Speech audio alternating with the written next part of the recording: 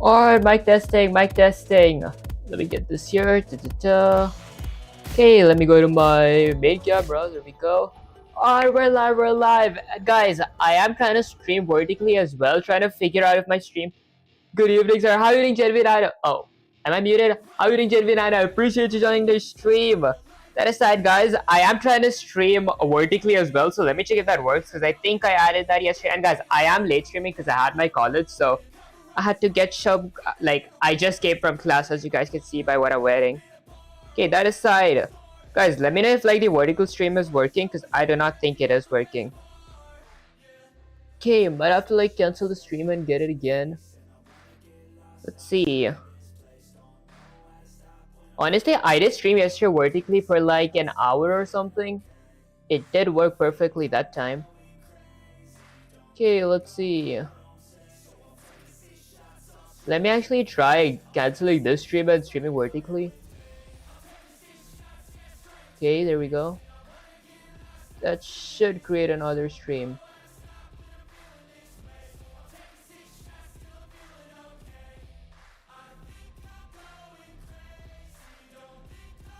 Alright guys, give me a sec, trying to figure this out. Okay, let's see. Alright guys, give me a sec, trying to figure this out. Okay, let's see. Alright guys, give me a sec, trying to figure this out. Okay, let's see. Alright guys, give me a sec, trying to figure this out. Okay, let's see. Alright guys, give me okay, what if I just go vertical? Guys, might have to end this stream and like stream what again if I just go vertical? Guys, might have to end this stream and like stream again real quick. Vertical? Guys, might have to end this stream and like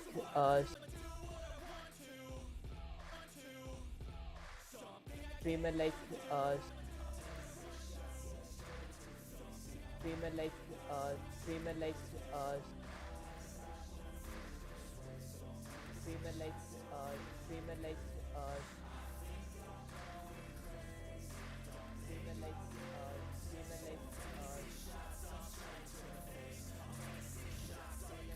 okay, there we go.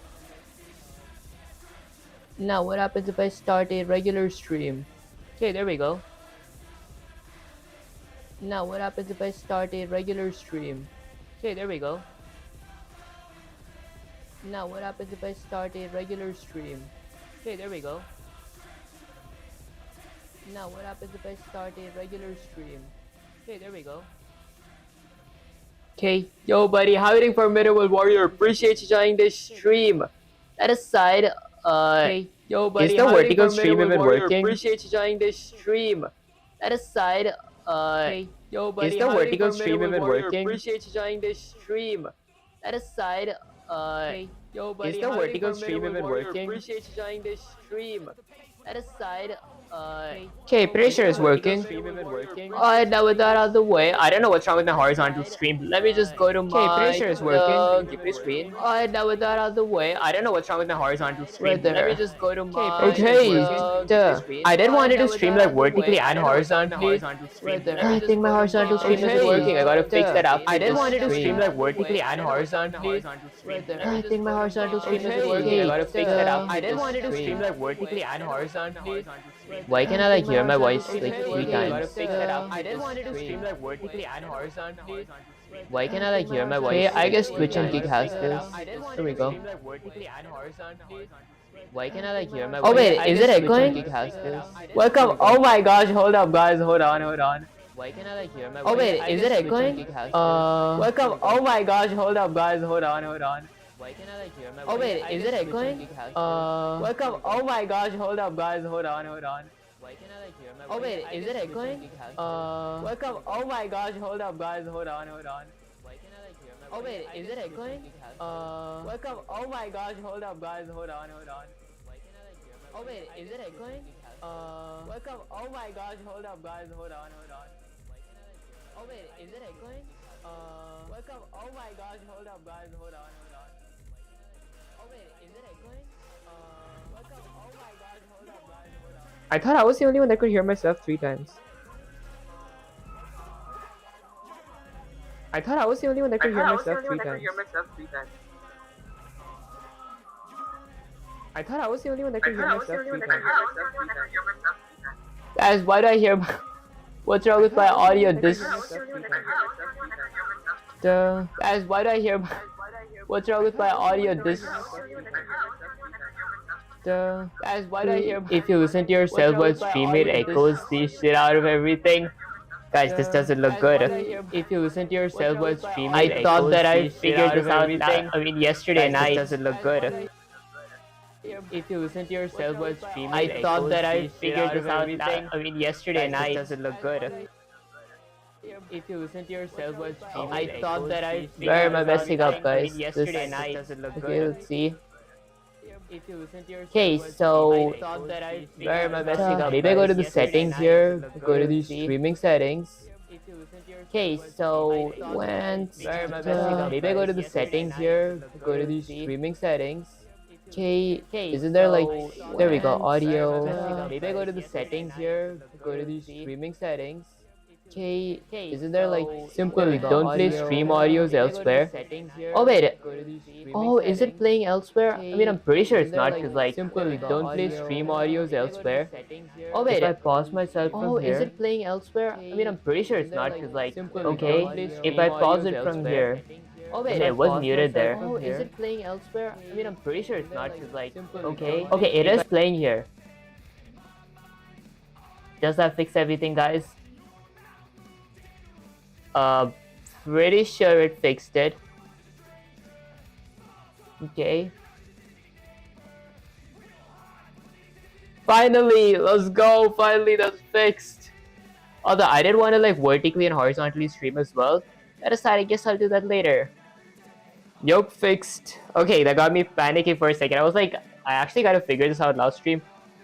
Okay, that aside, the proportions are correct.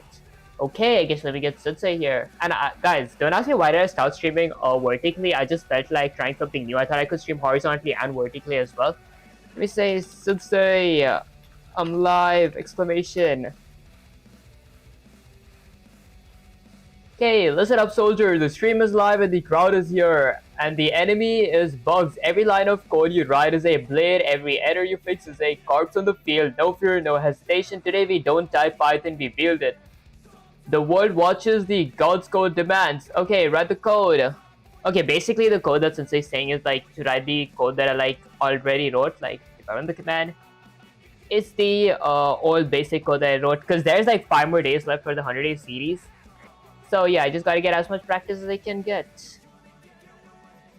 So day 95 out of 100, yes sir. Day 95, guys. I'm actually I'm panicking a little for the day 100. With that aside, let me start off by importing Python. Okay, import actually Pygames. There we go. Okay. Okay, and does it look good in the stream? Because I did want to stream horizontally as well, but for some reason it just streams either vertically or horizontally. And I will be importing music and everything. So let me firstly go ahead and initialize Pygame. So pygame.net. There we go. And guys, ignore if I can't type properly because I'm not warmed up yet. I just came from college. And then let me go with pygame.mixer.in. It does basically initializes the mixer of Pygame. Thought there was a lot more you wanted to do, such as GUI. Honestly, I feel like I did add okay, just to confirm, GUIs are like the buttons that we click, right? Yeah, I think that I ran out of time to like go over those because there's like 5 more days left and I don't think I can learn anything new, so I'll be practicing the stuff that I already know. Okay, honestly, I don't know this like perfectly because like this was a game that I like worked on previously. It's like collect 10 gold coins. Yeah, I'm the like the voice artist as well, so like it's pretty basic. I will be working more after the 100-day series. Like I'll probably make another series and like cover more parts of Python there. But for the 100-day series, like it's going to be ending real soon. Okay, so I'm just trying to master that. Okay, so what else? First, I started by importing Pygame, initialize Pygame's mixer. Let me go ahead and load a few images. Let's load images. Honestly, before loading images, I might add my game variables. So let me go ahead and add my game variables. Okay, what all game variables would I need? I'll need a gravity variable, also that equal to 0.5. I'll need a clock variable for my FPS controller, also that equal to pygame dot let's see, time dot capitalize clock. Okay, and this is going to be my FPS controller. Okay, and then I'll need a FPS variable. This is honestly optional. I just added for some reason. Okay, and then let me go ahead and add my display. Okay, maybe the GUI could be extended content after the challenge. Honestly, I was thinking of that. And yes, the GUI is very common way user interact with software. Honestly, that does sound pretty cool. I actually want to learn about GUI. Okay, for display, I'll go ahead and create a width comma height variable. And width is going to be 1000 and height is going to be around 650. Then I'll go ahead and create a screen variable, so that equals to pygame dot, let's see, display dot set underscore mode. My mode will be set inside of a tuple. My tuple will be 1000 by actually my width variable and my height variable.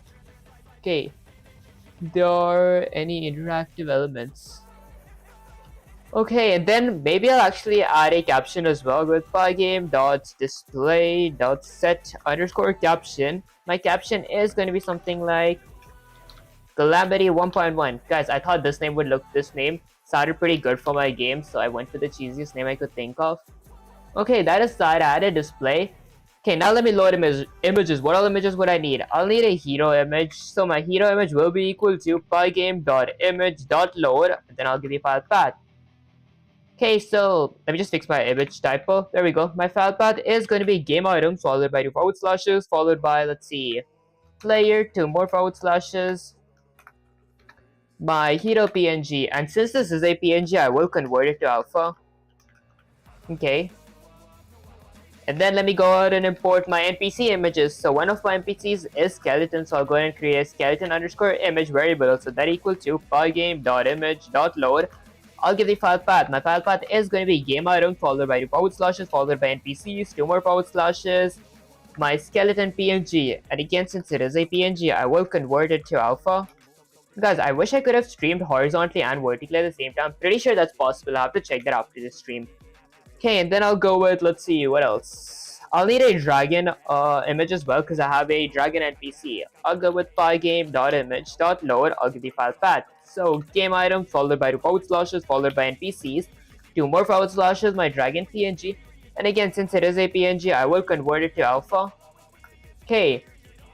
What else would I need? Honestly, I can't think of any other images. I will be using music or sound effects as well. So let me go ahead and add a comment that says load SFX. And then I would need to set the volume as well. So I'll go with set SFX volume.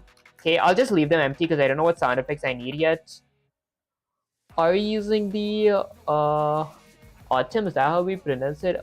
OBS plugin? Honestly, I think yeah. I don't remember. Yesterday, I was just done with my college stuff, so I thought I have some more time. Might as well figure out the vertical streaming. And then I thought it's going to work properly. I think you can do both simultaneously. Honestly, the YouTuber did say we could do it simultaneously. I have to check more onto it like after the stream. Okay, that aside, maybe I'll set a few channels as well. I don't know how the channels concept works till now. Okay, I don't know it properly, but I have a brief idea. Okay, and then I would need a floor for my player to stand on. So I'll go ahead and create a floor variable. So that equals to pygame.rect because my floor will be a rect. I'll give the x-axis, y-axis, width and height. So the x-axis of my floor is going to be 0. Y-axis is going to be something like 500. Width will be my display's width. And lastly, height is going to be 300. Okay, and then I might need a win screen for when my player wins. So I'll create a win underscore screen underscore UI. Also that equals to pygame.image.load. I'll give the file path of my win screen UI. So it's going to be game item followed by 2 forward slashes followed by screens, 2 more forward slashes, my win screen. And honestly, I won't use it as a PNG, so I will just convert it. I won't convert it to alpha. Okay. Then let me go ahead and transform my windscreen UI. So I'll go with windscreen UI. So that equals to pygame.transform.scale. I want to scale my windscreen UI. The size is going to be in a tuple of my display's width and height. Okay, maybe fix my transform spelling. And by transforming, I just realized I need to transform my images as well. So under my load images, I'll add another comment that says transform and scale. Okay. Okay, so for transforming and scaling, I'm going to define a function. Let me define a scale function. Okay, I'll add two parameters to my scale function. First is going to be image, second is going to be factor. Factor is going to be equal to 0.1 by default, that's basically 10%. And then let me go ahead and return pygame.transform .scale. I want to scale my image. The size is going to be in a tuple. I'll go to a new line, typecast it to an integer. Maybe I zoom in a bit. Okay, I typecasted an integer. I'll get the width of my image and multiply it by the factor, and then I'll get the height of my image and multiply it by the factor as well. So I'll go with my image dot get underscore width. I'll multiply that by my factor, which is set to 0.1 by default. Okay, and then I'll add a comma, go with integer. This time I'll get my image's height, and then I'll multiply that by my factor as well, which is 0.1 by default. Okay, now let me go ahead and transform my images. First, I want to transform my hero underscore image, also that equals to invoke my scale function. I want to transform my hero image. I'll go with my skeleton underscore image, so that equals to invoke my scale function. I want to scale my skeleton underscore image. Then let me go with my dragon image, also that equals to invoke my scale function. I want to transform my dragon image. Okay, perfect. Let me just check if my Twitch stream's going good. I'd love to join your live streams whenever you're streaming. Add me on Discord. My Discord is okay. Honestly, after the stream, I'll definitely add you. GU, is that how you pronounce it, guys? I'm awful at pronouncing names. I should work on my pronunciations. Let me just check if Twitch stream's going good. Okay, perfect. Let me check if YouTube stream's going good. Alright, okay. Next up, what else would I need after transforming my images? I actually might need to load my drops as well, but before that, I'll go ahead and add a win text font, because I am going to be having a text on my screen if my player wins that says press R to reset. I'll go with pygame.lowercase font.capitalize font. Okay, my font type will be none. That's basically Pygame's default font. The size is going to be 50. Let me do the same thing for my loose screen. Okay, for my loose screen, I'll create a loose underscore screen underscore UI. Also, that equals to pygame.image.load. I'll give the file path. So the file path is going to be game item followed by 2 forward slashes followed by screens, 2 more forward slashes, my loose screen, PNG. And I will convert this. Okay, I don't know if it covers everything. Can you guys even see anything clearly that I'm writing? I think horizontal streaming would be better for this. Okay, I guess I'll figure that out real quick. Okay, let me transform this as well. So I'll go with loose screen UI, so that equal to pygame.transform.scale.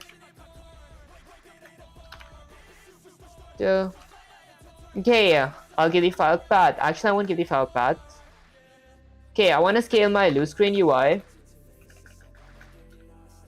And the size is going to be in a tuple of my display's width and height. Okay, there we go. I would need a loose underscore text underscore font as well, because I will be adding a text to my screen if my player loses as well. Let me go with pygame.font.capitalize font. Okay, so the font type is going to be none. The size will be 50. Okay, there we go. Next up, let me go ahead and create classes. I'll create a game class, so it's easier to reset once the game ends and when my player hits R. So let me go ahead and create a game class. My game class will have a done.init constructor, but the done.init constructor won't have any parameters. Instead, I'll create a few instance variables. Okay, let's see. So the first instance variable, I actually might add a comment that says game state. So this is going to be my game state section. The instance variable that I would need is self.game_1 if my player wins a match. Also, that equal to false because I haven't won yet. Then let me go with self.game_lost if my player lost a match. Also, that equal to false because I haven't lost yet. I would need a section for my score as well. Okay, I'll add self.score. Also, that equal to 0 because my players will start with 0 score. Let me go ahead and add a scored boolean instance variable. Also, that equal to false because my player hasn't scored yet. Okay, do I add my score font here? I might go and add a separate section for my score font. So this is going to be my score details. Okay, I'll go with a score underscore text underscore font variable. So that equal to pygame.font.capitalize font. My font type will be none. Pygame's default font and the size will be 36. Okay, After score, what else would I need? Let's see. I would need a collision flag to check if my player collided with an enemy, so I'll go with collision flag. Okay, for my collision flag, I'll create a instance variable self dot skeleton underscore collision. I'll set that equal to false because my player hasn't collided with my skeleton yet. I'll create one for my dragon as well, self dot dragon underscore collision. I'll set that equal to false as well because my player hasn't collided with the dragon yet. I honestly can't think of any other game states. So let me go ahead and create a game object. I'll set that equal to my game class. Okay, now let me go ahead and create a move class. I am creating like parent classes and grandparent classes, if that's what we call it. Since majority, like all my objects will have image, rex, masks, and even x-axis velocity and y-axis velocity. So I'll create a move class. Okay, my move class will have a dungeon init constructor. Okay, with a few parameters like x-axis underscore velocity that is going to be set to 0 by default, y-axis underscore velocity which is going to be set to 0 by default as well. Let me create a few instance variables for my x-axis and y-axis velocity. So self.x-axis underscore velocity is going to be equal to x-axis underscore velocity. Self.y-axis underscore velocity equals to y-axis underscore velocity. That's basically it for my move class. Let me go ahead and create a class for my game object. So I'll create a class for game object, and my game object will inherit from my move class. Okay, there we go. Then let me go ahead and define a dungeon init constructor for my game objects class. It is going to be having a few parameters, including the parameters that my move class has. So I'll need an x-axis underscore velocity, y-axis underscore velocity, image, and position. Position is going to be equal to 0 by default. Okay, and then let me go ahead and add a super dungeon init. So a super per parentheses dot dungeon init, and the super dungeon init is going to have all the parameters that my move class have. So x-axis underscore velocity equals to my x-axis underscore velocity right there. Y-axis underscore velocity equals to my y-axis underscore velocity. Okay, perfect. That's honestly pretty much it. Now let me go ahead and create a few instance variables. For example, a instance variable from an image class. Let me go with actually my image parameter. So I'll go with self.image equals to my image parameter. I'll go with self.rect. Self.rect is going to be self.image.the get underscore rect function. My getRex function is going to be set to top left, which is going to be equal to my position that is currently set to 0, 0. Okay, and then let me go ahead and create a mask. The reason I am creating masks is because I'm going to be using pixel perfect collision and we need masks for it. So self.mask equals to pygame.mask.from underscore surface. Okay, my surface is going to be my self.image. Okay, now would I need any methods? I think I might need an automate method because all my NPCs are going to be having the automate methods. So I'll define a automate method. Okay, my automate method honestly won't have any parameters, although I will increase my self.x-axis, actually self.rect.x-axis by my self.x-axis underscore velocity. Okay, this honestly automates my NPC, but let me add a loop to my NPC as well. So once they exit the window, they spawn back inside the window, if that made any sense.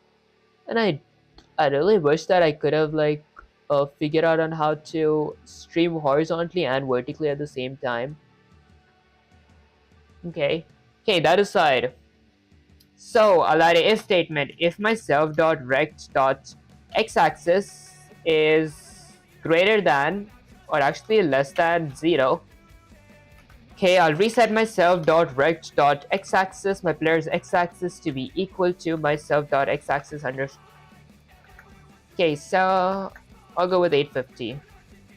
Okay, that's basically it for the whatchamacallit, automate function. I actually might add my hero objects methods as well. So I'll go ahead and define a move method. My move method will have a parameter of keys to it. Maybe I go down, actually under my game class, I'll create my objects as well. So I'll go with game objects. Okay, so first I'll create a self.hero object, which is going to be equal to my hero class. Okay, I don't have a hero class yet. Let me go ahead and create a hero class. Okay, there we go. My hero class will inherit from my game objects class. And my hero class will have a dunder init constructor. So let me define a dunder. And if your parameters, my hero would need a x-axis underscore velocity. I'll set that equal to 5 pixels per frame by default. A y-axis underscore velocity. I'll set that to 5 pixels per frame as well by default. Let's see, what else would my hero need? My hero would need a position, which is going to be equal to a tuple of something like 300 by... Actually, 100 by 300. Okay. And then my hero would need a image parameter as well, which is going to be equal to my hero image. Lastly, my hero would need a, let's see, a jump strength. Okay, which is going to be equal to -4 by default. Alright, next up, let me go ahead and add a super dunder init. So let me go with super per parentheses dot dunder init. Okay, my super dunder will have all the parameters of my game objects class. So my game objects class has a x-axis underscore velocity, which is going to be equal to my x-axis underscore velocity, y-axis underscore velocity, which is going to be equal to my y-axis underscore velocity, image, which is going to be equal to my image, position, which is going to be equal to my position. Okay, there we go. I honestly might not need any methods here. Let me go here and add my hero class. There we go. Okay, so now for my move method, I'll go with the if statement. If my keys at index of pygame.k is right, if my right key is pressed, I'll fix my pygame spelling. There we go. If my right key is pressed, I'll increase my self.rect.x-axis by my self.x-axis underscore velocity. If my keys at index of pygame.key is left, if my left key is pressed, I will decrease my self.rect.x-axis by my self.x-axis underscore velocity, basically my player's x-axis velocity. And then if my keys at index of pygame.k is space, if my space bar is clicked, I'll set my self.y-axis underscore velocity, my player's y-axis velocity, equal to my game.hero.jump strength. Okay, I do need to create an instance variable for my jump strength, so I'll go with self.jump strength equals to jump strength. There we go. Okay, perfect. That's basically it for my move method. Although I would want to trap my player in the window as well. So let me go ahead and add a trap as well. So I'll go with trap player in window. Okay, so to trap my player in window, let's see, what do I need to do? I'll go with my self.rect.x-axis, my player's x-axis, also that equal to max.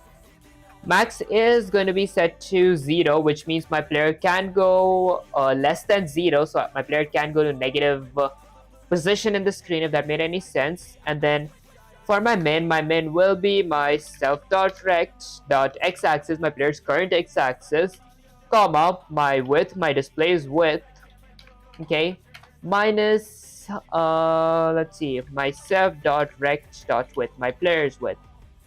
Okay, just need to see if you guys can actually see this.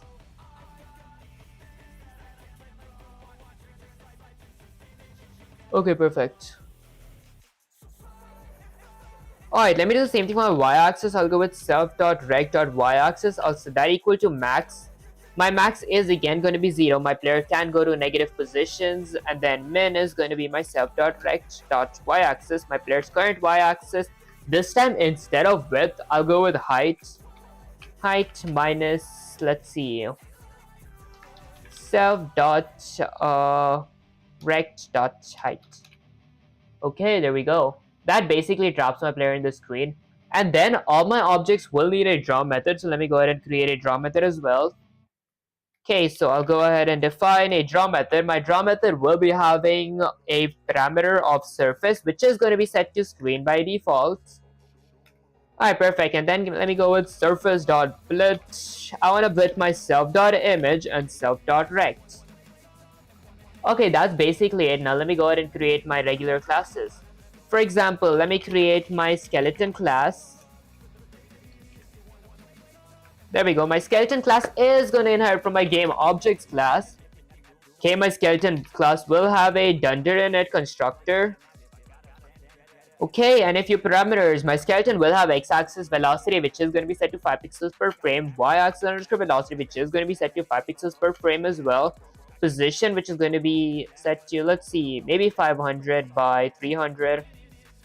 Okay, and then a image for my skeleton, which is going to be equal to my skeleton image.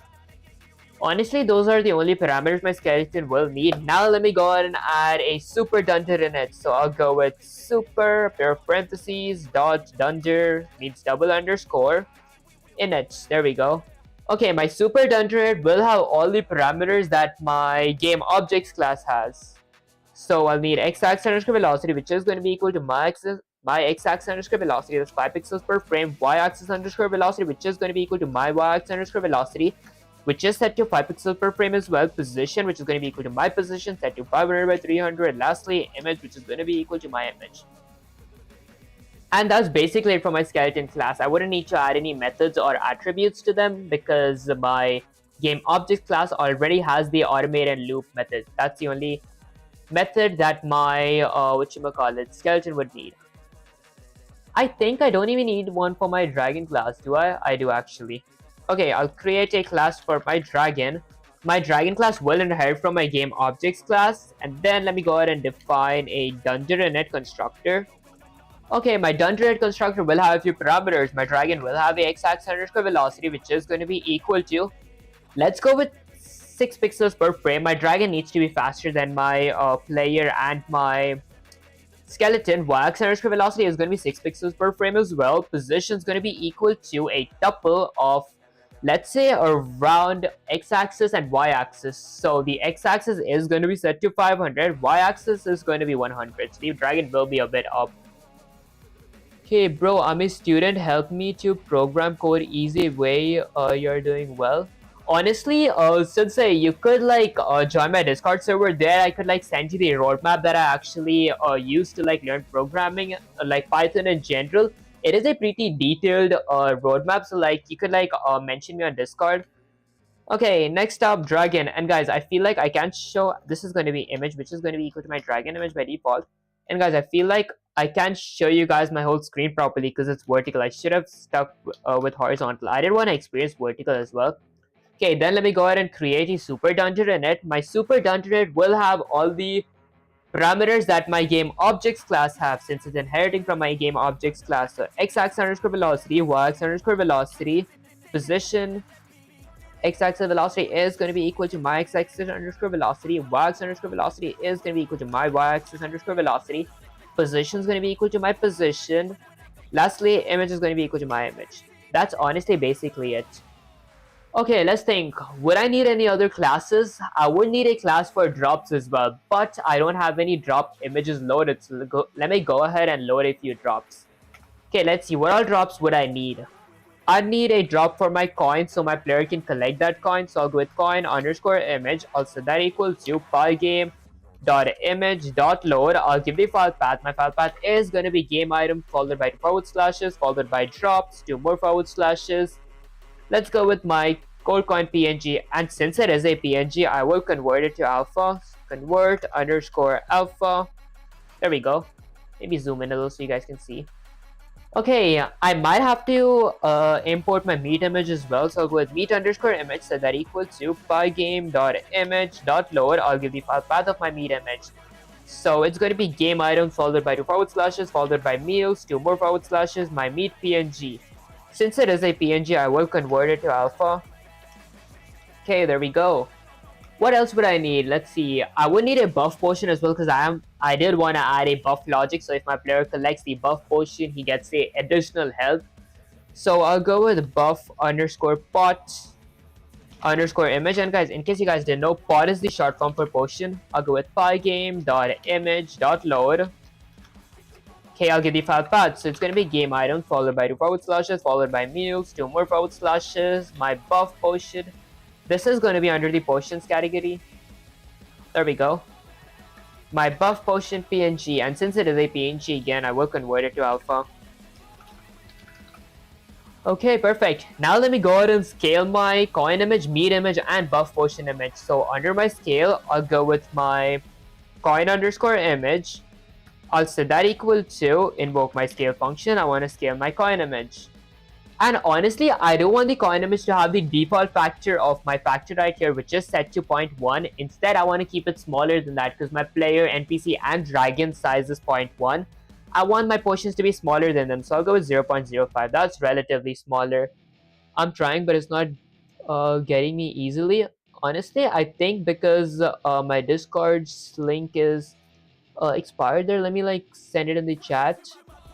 Let me copy. Paste it. There we go. And honestly, I forgot to mention people in my Discord that I'm streaming. They're like, why aren't you streaming today? My bad, guys. I just came from college. I didn't have enough time. Let me paste it. Add a bunch of spaces. Say, add everyone. I'm live. There we go. Okay. Okay, now with that out of the way, let's see. Let me go ahead and load my meat image as well. I'll copy that. Let me paste it here, set that equal to invoke my scale function. I want to scale my meat image. The factor is going to be 0.05, the same as my coin image PNG. Then let me go with my buff pod image. I'll set that equal to invoke my scale function. I want to scale my buff pod image. The factor is going to be 0.05. Okay, perfect. Alright, and now let me go ahead and create a class for my game drops. So I'll go ahead and create a class, a drops class. Okay, my drops class will inherit from my game objects class as well, since I'm going to be needing images, recs, and masks as well. So I'll go with game object. Okay, and my game objects class will define a dungeon init constructor. No, I'm telling about programming. I'm trying, but it's not easy.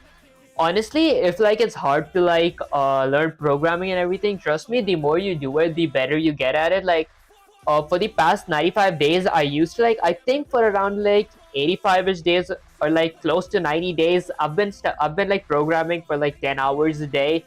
That's the reason I'm getting like a grasp of it. But since my college started, so like I don't have enough time to program anymore, so I try programming for at least 5 hours a day. That like kind of makes up for the time, because the college isn't getting easier, guys. Okay, my drop class is going to be having an image and a position parameter. The position is going to be equal to a tuple of 0, 0. Actually, my position could be none, because I want my drops to be random. And since I want my drops to be random, let me go ahead and import the random module. Okay, basically random module gives helps us do things or like keep the game randomized, so like everything is random and based on luck. Okay, let me add an if statement now. If my position is set to none, which it is currently set to none, I'll do something. I'll reassign my position to be equal to a tuple of random dot randint. Okay, and then I'll go with 50 comma my display's width minus 50. What this basically means is that, let me just fix my typo. Okay, so what this basically means is that my potion will randomly spawn anywhere in my x-axis. Although I do want to do that with my y-axis as well. So let me go with random.randint. I'll go with 50 comma. This time, instead of going with height, I'll go with my floor's y-axis, because if I went with height, then my gold coins or my drops would spawn under my floor as well, but my player doesn't have access. Like my player can't go below the floor, so adding a floor.y-axis minus 50 would make sure or ensure that my coins or my drops only spawns above my floor where my player can reach. And then outside my if statement, let me go ahead and add a super.dungeon init. Okay, perfect. Ta-da. Okay, my super dungeon will have all the parameters of my game object. So x-axis underscore velocity, which is going to be equal to 0, because I don't want my drops to be moving. A y-axis underscore velocity, which is going to be equal to 0 as well, because I don't want my drops to be moving. A image parameter, which is going to be equal to my image. Position, which is going to be equal to my position. Okay, let me just check if my Twitch stream is going good. Like, is the quality good on the stream? Okay, maybe I like copy that. We just paste it here. Okay. Hey, Kick is going good. Twitch is going good. Lastly, YouTube. Alright, perfect. YouTube's going good as well. Okay, next up, what else would I need? I added a drop class. I did want to horizontally stream as well. Should I like try to figure out on how to horizontally stream real quick? I don't know, honestly. I want to stream like both ways because like if I vertically stream, then it's hard for people to like see me streaming. Okay,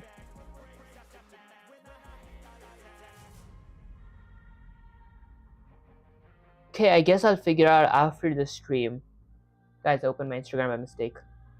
Okay, with that out of the way, let me go ahead and let's see. Create a few more classes. So I'll go ahead and create a class for my, let's see, for my health bar because my player will be having a health bar. Okay, my health bar class will be having a few parameters. Actually, my health bar class won't inherit from anyone because I wouldn't need like I would need Rex masks and whatchamacallit images, but my drawing won't be the same as my game objects class. So I'll have to customize it. And since it is a UI, I want it above my player's objects. So I won't inherit from the game objects class, although I will have a dunder init constructor. And I'll have a max underscore HP parameter, which is going to be equal to 100 by default. So my player has 100 HP. Then let me drink some water. Guys, it's really hot here.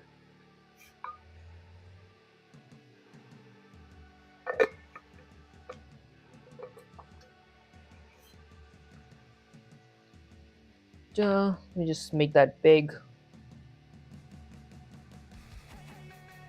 Alright, perfect. Okay, and then let me create a few instance variables. For example, a instance variable for myself dot max underscore HP, also that equal to my max HP. And then I'll need a self dot current HP. How much HP does my player have currently? I'll set that to max HP as well because I want my player to start with 100 HP. I'll go with a self dot. Let's see, what else does my player need? Okay, I'll go with HP path now. So these are going to be the images that my these are going to be my HP PNGs basically. So I'll go with a 0 HP. For 0 HP, I'll load an image. I'll go with pygame.image.load. I'll give the file path. The file path is going to be game items followed by 2 forward slashes followed by health bar, 2 more forward slashes, my 0 HP health bar. And since it is a PNG, I will convert it to alpha. Okay, and then let me copy this. Just to save time, I'll paste it 5 times, around 5 times. That's gonna be 20 HP, 40 HP, 60 HP, 80 HP, and 100 HP. Then maybe I zoom out a bit. Now let me just add 20 here, 20 there, 40 here, 40 here, 60 here, 60 there. Okay, 80 here, 80 there. Maybe add a space here. Okay, lastly, 100 here and 100 here as well. Okay, perfect, and remove the comma. Now let me go ahead and iterate over my dictionary because I do want to scale every individual PNG here. So let me go with, for every key in my self.hp path, okay, I'll go with my self.hp path at index of my key. I'll set that equal to invoke my scale function. I want to scale my self.hp path at index of key. This basically scales every last image here. Okay. Alright, now let me go ahead and create a few methods for my HP class. What are methods would my HP class, my health bar class need? My health bar class might need a take damage method, so it takes damage, a heal method, so it heals every time it collects a meat. So let me go ahead and define a take underscore damage class. My take damage class will have a parameter of amount to it, so I'll create a parameter of amount because my health bar is going to take damage. Okay, and then let me go ahead and add a few instance variables. So let's see. Honestly, I might not need an instance variable. I'll go with self.current HP, my player's current HP. Let me just add HP here so it's more readable. There we go. My self.current HP, player's current HP is going to be equal to the max function. Max is going to be 0. My player's health can go below 0. So my player can have negative health. And then I'll go with self.current HP minus my amount. Okay, so my amount is going to subtract from my player's current HP, which is currently set to 100. But that amount, my current HP, can go below 0. That's basically it for my take damage. Let me go ahead and define a heal method. My heal method is going to be having a amount parameter as well. It's honestly going to be exactly the same as my take damage method here. But instead of max, that is going to be min, and instead of minus, that is going to be plus. So I'll go with self dot current HP equals to this time min. My min is going to be 100. My player's HP can't recover beyond 100, so I can't have more than 100 HP. And then self dot current HP plus amount. Okay, that's honestly basically it for my heal. What else would my player need? My player would need a draw method. Not my player, my health bar would need a draw method. Okay, so I'll go with a draw method. My draw method will need two parameters. The first is going to be surface parameter where my health bar is being drawn. I'll set that to be screen by default. And then let's see. What else would my player need? Surface and a hero underscore rect. My hero's rect. I'll set that equal to none for now. Okay. Alright, now let me iterate over my dictionary again. So I'll go with actually let's see. Gotta iterate over this dictionary and then add images. Okay, so I'll go ahead and add a HP underscore path. Also, that actually HP underscore key would make more sense because I'm trying to get the individual keys of my dictionary. Also, that equal to max, and now add a conditional expression. So for every key in my self.hp path, this gets me all the individual keys from my dictionary. Let me add a if statement. If my key is less than or equal to my self.currentHP, I return my key. This basically means if my player is like 80 HP, like if my current HP is 80 or less than 80, I get access to this key, so this key is going to be shown in the screen. If my player's HP is 100, that is going to be, then this key is going to be shown. If my player's HP is 0, this key is going to be shown. And since I won't be always typing this whole conditional expression, let me go with actually let me create an image variable, so that equal to self.hp path at index of hp key. There we go. Okay, next up, what else would I need? Let's see. I'll have to create the position, so let me go ahead and create x-axis. The reason I am creating positions is because I want to tell Python where my HP bar is going to be drawn. So the first one I'll go with my game object dot my hero object inside of my game object dot rect dot center x. This is basically the center of my hero. Okay, I'll subtract that by my image dot get underscore width. I'll get the width of my image. Okay, divided by 2. Okay, so what this means is this is the center of my player, and I want it to be like let's see, my image is center as well. So my hero center, my player center minus my images center. That's the reason I added like divided by 2. So it's my images width center. If that made any sense. Next up for y-axis, I'll go with my game object dot my hero object inside of my game object dot. This time, instead of going with, let me go with rect. Instead of going with center, I'll go with top because I want my health bar to be drawn above my player's head, which is right here. If I went with bottom, it would be drawn on my player's legs. Okay, minus my image dot get underscore height. I'll get the height of my image.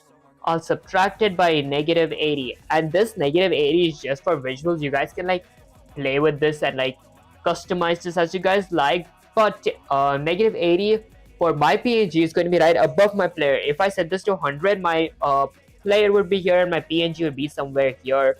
If I set it to like negative 100, my PNG would be like somewhere down here, if that made any sense. Next up, let me go with this surface.blit. I want to blit my image, which is technically my individual health bar keys. Okay. And the position is going to be a tuple of my x-axis and y-axis.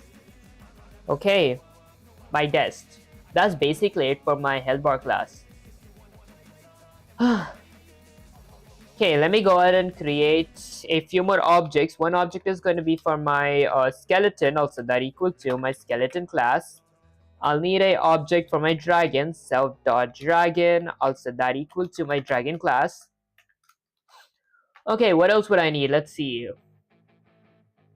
I might need one for my gold coins, so I'll go with self.coins. So this is going to be my coins object. This is going to be equal to a list of my drops class because I need more than one coins. Okay, and the image is going to be my coin image. Okay, let me do the same thing for my meat. Self.meat is going to be equal to a list of my drops class. There we go. The image will be my meat underscore image. And then I'll go one with self.buff underscore pot. My buff potions object is going to be equal to a list of my drops class as well. The image is going to be my buff potion image or buff. There you go, buff pot image. Okay, perfect. Let me honestly go ahead and create a class for my health bar as well. So self.health bar. Okay, that is going to be equal to a list. Actually, it won't be equal to a list. My bad. It's going to be equal to my health bar class. Alright, perfect. I think I should start working on my main game loop now. Okay, let me do that, I guess. So, I'll create a game loop. Okay, in my game loop, I'll create a is underscore running boolean variable. Also, that equal to true. And then add a while loop. So while is underscore running, while my program is running or while my running is set to true, I'll add, let's see, I'll create a keys variable. Also that equal to pygame.key dot get underscore press. This basically checks if any of my key is getting pressed. Then let me go with a screen.fill. I'll go with screen.fill. Okay, I honestly forgot the RGB color for blue, so I might go to my reference code, copy my RGB color, go back here to the, what's this? There we go, and paste it. Alright, and then what else would I need? Let's see, I might need a collision detection. I could actually add that collision detection like before I added my classes. Actually, I could even add it inside my while loop, but I feel it's going to be much more neater if it's here. So we add it here. Under my score details, I'll go with collision detection for hero and NPCs. There we go. Collision detection for hero and NPCs. What would I need to do here? Okay, I'm going to be defining a function that is going to be called collision underscore detector. So a collision detector function. There we go. My collision detector function will be having a few parameters. For example, my hero's parameter. What is my hero going to be? Who is my enemy going to be? The next one is optional, but I like doing it. Enemy underscore name. What's my enemy's name? And then lastly, a collision flag parameter. That is, did a collision happen yet? Because without the collision flag parameter, it would like the collision would happen 60 times per frame because my FPS is going to be set to 60. FPS basically means frames per second. Okay, and now since I am going to be using pixel perfect collision, I would need to create offsets. So let's go ahead and create offsets. So offset underscore x-axis is going to be equal to my enemy dot rect, my enemy rect's x-axis minus my game object dot my hero object, which is inside of my game object dot rect, my hero's rect's x-axis. Not center x-axis. Okay, I'll do the same thing for my offset underscore y-axis. My offset underscore y-axis is going to be equal to my enemy dot rect, my enemy rect's x-axis, y-axis, my enemy rect's y-axis minus my game object dot my hero object inside of my game object dot rect, my hero object's rectangles y-axis. Okay, and then I would need a overlap variable as well to check did my hero overlap with my NPC. So let's add that. So overlap is going to be equal to my game object dot my hero object inside of my game object dot mask dot my hero's mask. So if my hero's mask dot overlaps with my enemy dot mask, if my hero's mask overlaps with my enemy's mask at the given offset, which is going to be inside of a tuple, and my offset will be my offset underscore x-axis and offset underscore y-axis, it is going to be considered a overlap. Now let's add a if statement. if a overlap did happen, I'm going to be doing something. If a overlap, if not collision flag. So this basically means if my overlap is set to true, if my collision flag is set to true, I'm going to be printing something like boom, collider with a, convert this to a f string, add a pair of curly parentheses here, go with my enemy underscore name. Okay, perfect. What all happens if I collide? Let's think. I want my health bar to take damage, but before my health bar, I do want my buff bar to take damage as well if I do have a buff bar. So let me go ahead and create a class for my buff bar. So right under my health bar class, I will create a class for my buff bar. Buff bar is basically I'm adding a buff system to the game. If my player collides/collects a buff potion, he gets an additional 100 HP above his head that lasts for 5 seconds. So I'll go ahead and create a class for my buff bar. My buff bar class won't inherit from anyone. It's exactly like my health bar class. So I will have a dunter init constructor and a parameter of max underscore buff. The max underscore buff honestly is the same as max underscore buff underscore HP, means my buff bar's current HP. I just like having less typing. I'll set that equal to be 100 by default. My buff bar will have 100 HP by default. Okay, and then let me create a few instance variables, which could be like self.buff underscore. Actually, excuse me guys, self.current underscore buff.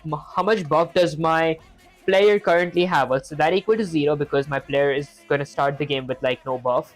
And then I'll go with self.max underscore buff. I'll set that equal to my max buff parameter here, which is set to 100 by default. Then let me go with self.active. Is my buff active? This is going to be a boolean variable, so that equal to false because my buff isn't active when my game starts. Okay. What else would I need? I'll need a self.buff time to like count the time when my buff actually started. And since I'm talking about time here, can you guys guess the module that I'm going to be importing? Some of you might have gotten it correct. I'm importing the time module. Honestly, I might import the sys as well. Sys module basically ensures that Python, like I exited my Python as well, because Python, a pygame.quit just exits pygame, but Python program is still running. Sys.exit exits the entire Python file. Okay, and then let me go with a self.buff underscore time. I'll set that equal to time module.the time function. Basically, what does the time.time do? It like checks the exact time that my buff bar was, that my buff actually spawned. When a thing happens, it counts, it like stores, or like it's whatever that thing is called, it like collects at an exact time. It tells us it stores at exact time. Okay, then let me create a variable for buff path. My buff path is going to be equal to a dictionary. I need some water, guys. Let me drink some water. And this is just basically the same as my health bar. I gotta like give the file path of my buff PNGs.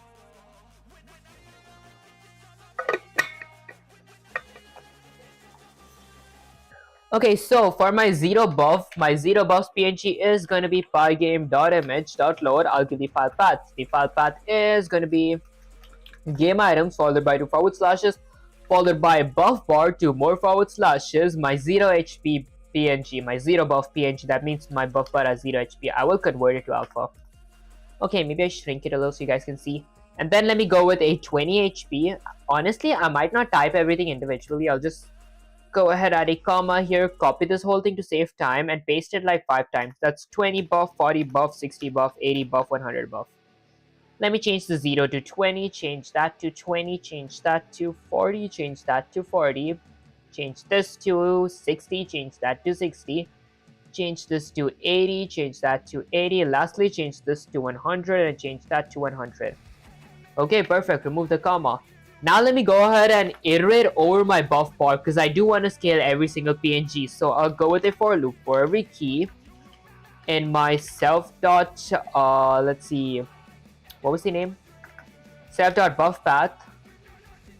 Okay, I'll go with self.buff path at index of key. This basically gives me every single key of my HP. So 0 HP key is going to return this value of my 0 HP PNG, if that made any sense. I'll set that equal to invoke my scale function because I want to scale it. I'll go with my self dot, let's see, buff path at index of t. Okay, this is going to be buff path and not buff time. There. Okay, what else would I need? Would my buff bar need a few attributes or like methods? My buff bar would need a few methods. So my buff bar would need a activate buff method to like whenever I want to activate the buff, I'll go with activate buff. So activate underscore buff. My activate buff method will have a parameter of amount. How much buff do I want to activate? Do I want to give my player 20 buff, 100 buff, 40 buff?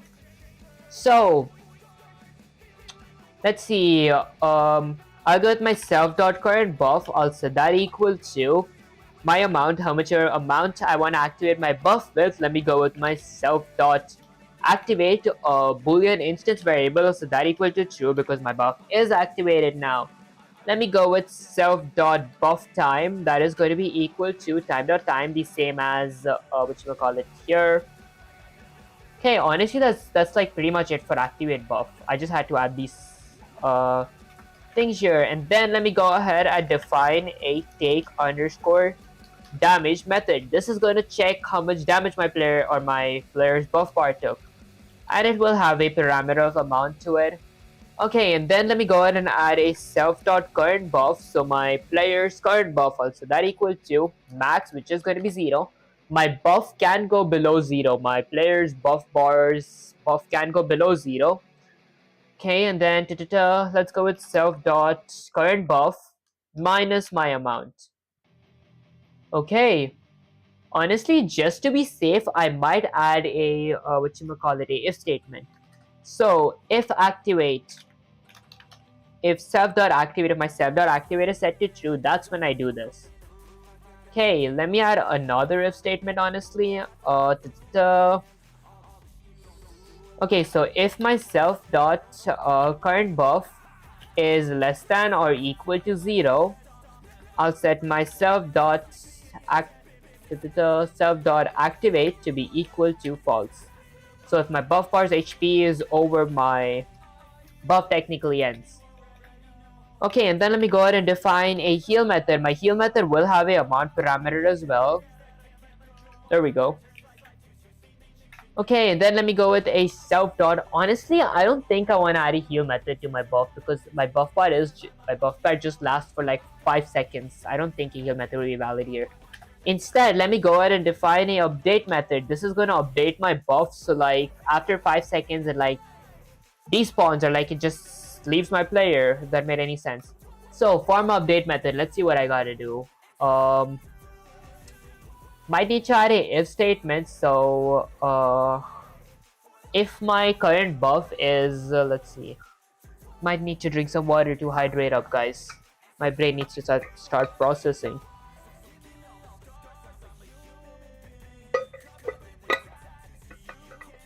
Okay, so define update. If my current buff, okay, got it. So if activate, if self.activate, if my current buff is activated, minus a tuple of my time module dot my time function, okay, minus if my self.activate, and okay, and time.time minus self.buff time is less than 5. If my buff lasts for more than 5 seconds, honestly, is greater than 5. If my buff lasts for more than 5 seconds or equal to 5 seconds, I'll go with self.activate also that equal to false. So my buff can last for more than 5 seconds. Okay, perfect. Now let me go ahead and define a draw method as well because I do want to draw the buff bar right above my player's health bar. So I will need 2 parameters. Can you guys guess what all parameters? I will need a surface parameter. My surface parameter is going to be equal to screen by default. Surface is basically where I want my buff bar to be drawn. And then I'll need a hero underscore rect parameter. I'll set that equal to none for now because, excuse me guys, I might need to add that later, like my hero's position. Okay, what else would I need? I would need a buff underscore key. This is going to be like to this is basically going to give me the specific keys. Like if I have 20 HP, only the 20 HP buff bar is going to be shown above my player's head. If my HP is 100, only the 100 HP buff bar is going to be shown above my head. So that equal to max. Max is going to be, I'll have a conditional expression inside. So I'll go with for every key in my self.buff path, I'll add a if statement. Okay, if my k is less than or equal to my self.current buff, I'll return k. Okay, so if my self.current buff, for example, what this whole thing means is if my, like, if I'm 80 HP, like first when I spawn I have 100 HP, if I take damage and my HP is like 80, then it shows me the 80 HP buff. Guys, I'm horrible at explaining. Then let me create a image variable, also that equal to my buff key at index of my self_buff path at index of buff key. There we go. And now let me create x-axis and y-axis exactly the same as I did with my health bar. So my x-axis is going to be equal to, I'll get my hero center x because I want the buff part to be right in the center of my hero, if that made any sense. My game object dot my hero object inside of my game object dot rect my hero's rects dot center x. This is the center of my hero minus, I'll even get the center of my image of my actual buff path, minus my image variable dot get underscore width. I'll get the width of my image divided by 2. That's the center of my image now. And then for my y-axis, I'll set that equal to my game object dot my hero object, which is inside of my game object dot rect. This time, instead of center x, I'll go with top because I want the buff part to be drawn above my player. If I went with bottom, it would be drawn like under my player's legs. So I'll go with top minus my image dot get underscore height. I'll get the height of my image. I'll subtract that by -50 this time. Why not -80 like how I did with my health bar?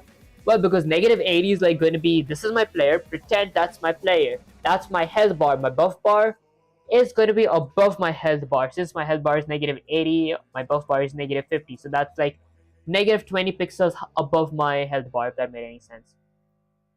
Okay, now let me go with a surface dot blit. I want to blit something. I want to blit my image and my surface. The position will be my the position will be in an x-axis. Will be in a tuple of my x-axis and y-axis. Okay, perfect. X-axis comma y-axis. There we go, the dest. Okay, now inside of my game loop, let me add a, honestly I gotta add a collision logic, which I already started adding up here. There we go. Okay, I print this. If my player collided. Okay, now let the buff bar absorb all the damage. So maybe I'll go with, I might add a damage parameter here as well, which is going to be set to 20. This is honestly optional. You guys could add a damage variable right here, or for like all we know, you guys could like add the damage variable manually. You guys, like, I'll explain what I mean in a bit. Let me go add a comment that says buff bar absorbs damage if active. There we go. Okay, there we go. Alright, so buff bar absorb damage if active. Can you guys guess what we gotta do here? We gotta add a if statement. So if my, let's see. Let me go ahead and create a buff bar object under my game objects class right here. I'll go with self.buffbar. I'll set that equal to my buff bar class. Okay, perfect. Now I go up here. Okay, so if my game object dot my buff bar object inside of my game object dot activate, if my buff bar is activated, then I'll do something. Let's see, what am I going to do? I'll go with my game object dot my buff bar object inside of my game object dot take underscore damage.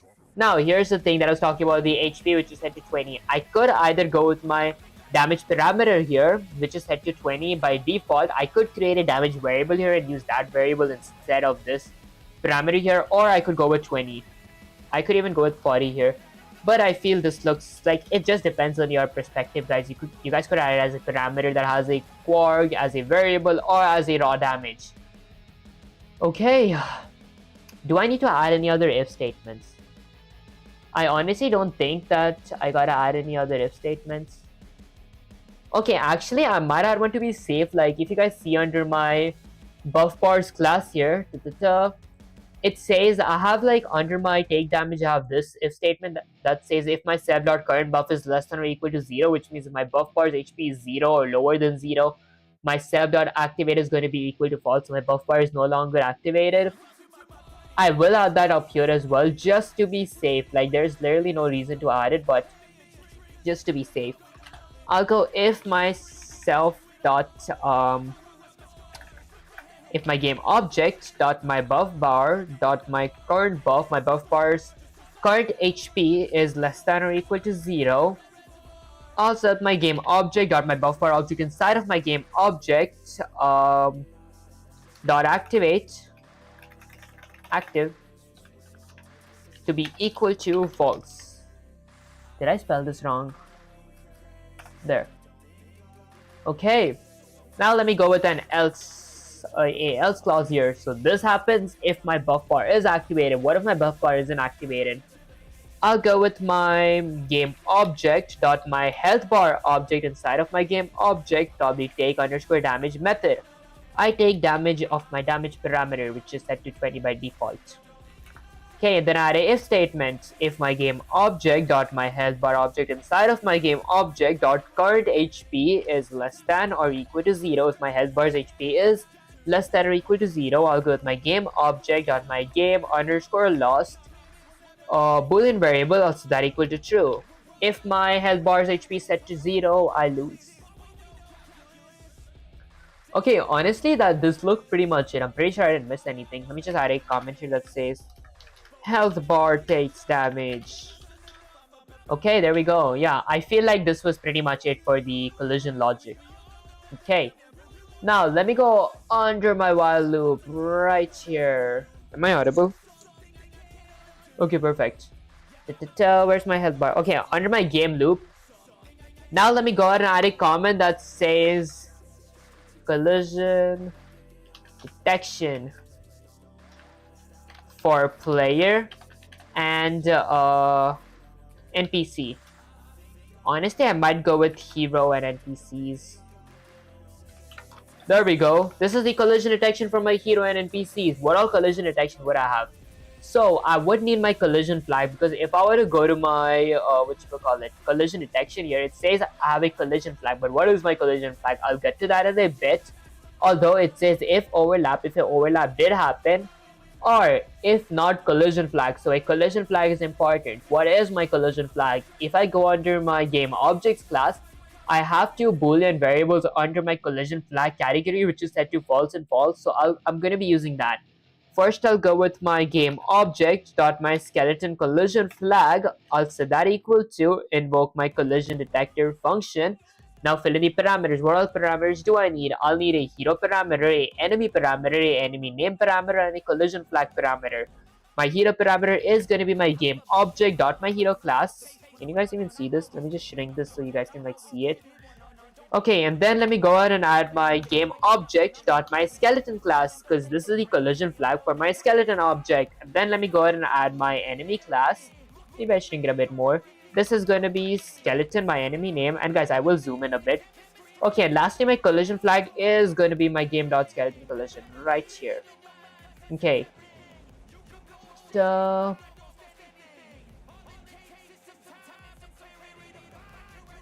Maybe zoom in a bit now. Added my game object, my hero class. Okay, that is correct. Let me check. Why is it showing me a red underline? Oh, okay. Okay, let's go back all the way up to our collision class, guys. We forgot to return stuff. Okay, there we go. No wonder I was like, is something missing? I felt something is missing. So, if a overlap did happen, I will exit that thing. Right here, under if collision. So right here, I'll go with return true because the overlap did happen, and then I'll return false. because a overlap didn't happen. If my collision flag is set to true, that's the only time a collision happens. Else, with a regular overlap, if it wasn't with my collision flag, I'll just set my collision flag to be false. Okay, perfect. Next up, let me go ahead and add a collision flag for my dragon collision. I'll just copy that. I'll paste it here. I'll set that equal to invoke my collision detector function. Okay, this is going to be game instead of self. My game object dot my dragon collision flag inside of my game object. Now I'll need my hero name, my enemy name, actually my hero, my enemy name, and my collision flag. My hero is going to be my game object dot my hero object inside of my game object. My enemy is going to be my game object dot my dragon object inside of my game object. My enemy name is going to be dragon. Okay, and lastly, my collision flag will be my game dragon collision. Let me copy that, paste it right here. Okay, perfect. So this is like basically it for my collision detection for hero and NPC. What if I wanted to add a collision detection for my drops now? Let me just lubricate my lips real quick. It's a real dry.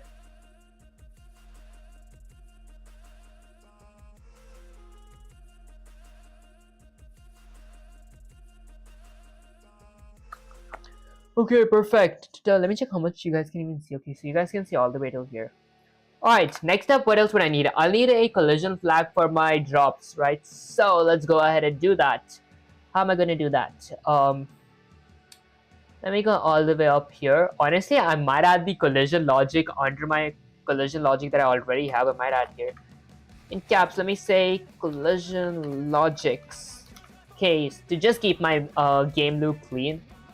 Let me add a comment that says this is going to be the collision logic for hero and coins. Okay, so what all would I need here? Firstly, I would need offsets because I am using pixel perfect collision. And with that said, I would have to iterate over my list of my coins object here, because it is my self.coins is equal to a list of my drop class. So let's go ahead and iterate over it first. Okay, maybe I zoom in a bit. I'll go with for every coin in my game object dot my coins object inside of my game object. Was it called my game object dot? Did I like remove my game object? There we go, game object. Okay. Dot my coins object inside of my game's object. Why does it like? Did I like spell the game wrong here? Okay, for every coin. Let me copy that, delete that. What happens if I get that under my game loop? Right here. Okay, I can use it here apparently. Okay, I guess we just gotta do this inside of our game loop. Alright, so for every coin in our game.coin, add index of colon. The reason I am adding at index of colon is because add index of colon duplicates everything inside of my list, and since I'm going to be removing the coin once my player collides with it, having a duplicate is pretty safe.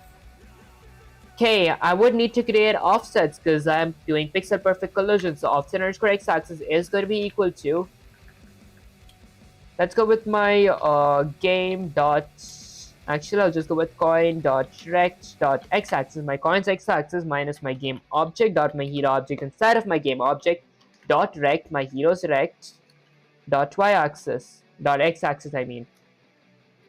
Now for offset underscore y-axis, I'll set that equal to my coin object dot rect dot y-axis minus my game object dot hero, my hero object inside of my game object dot rect dot y-axis. That's basically it for offsets. Let me just drink some water because I'm really dehydrated, guys.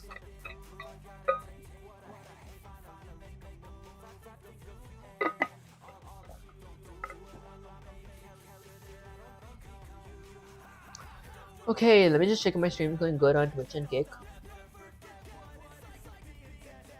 Okay, Twitch stream going good. Let me check on Kick. Okay, Kick stream's going good as well. Lastly, let me check on YouTube. Okay, perfect. Alright, next time let me go ahead and create a overlap variable. So that equal to my game object dot my hero object inside of my game object dot mask if my hero's mask dot overlaps with my coin dot mask at the given offset, which is going to be in a tuple of my offset underscore x-axis and offset underscore y-axis. That is going to be considered a overlap. Then I'm adding if statement. If an overlap did happen, I'm going to be doing a few things. Let's see. I'll go with my game object dot my score. I'll set that equal to. I'll increase that by 1. Okay, and then I'll go with my game object dot my score boolean variable. I'll set that equal to true because I have scored. And then I'll go with my game object dot my coins list inside of my game object dot remove. I want to remove my coin once I collide with the coin. Let me go with an else. My game object dot my score boolean variable is going to be equal to false. Okay, that's basically it for my coin logic. So like this is the coin collision logic, but what if I wanted to spawn my coins in the screen? Let's add a spawn logic as well. So I'll add a comment that says spawn logic for let's see, for coins. There we go, spawn logic for coins. Okay, what do I need to do for the spawn logic? I'll add a if statement. If my time.time module minus my coin drop time. Now, I gotta add inside of my game class, let me go ahead and add a comment that says drop details. This is where I'm going to be having my drop details. So I'll go with a instance variable of self.coin underscore drop underscore time that is going to be equal to my time module dot the time function. Basically what this means is time.time is going to keep a track of when my coin dropped, because I do want to spawn my coin every 4 seconds. So let me go ahead and add another instance variable for myself dot coin spawn delay. Okay, I'll set that equal to 4 seconds because I want a coin to spawn every 4 seconds. And honestly, it's not necessary to like keep my self.coin underscore spawn underscore delay inside of my game class. I could keep this outside as well. I just keep it here because it looks more neat. Maybe I'll drink some tea.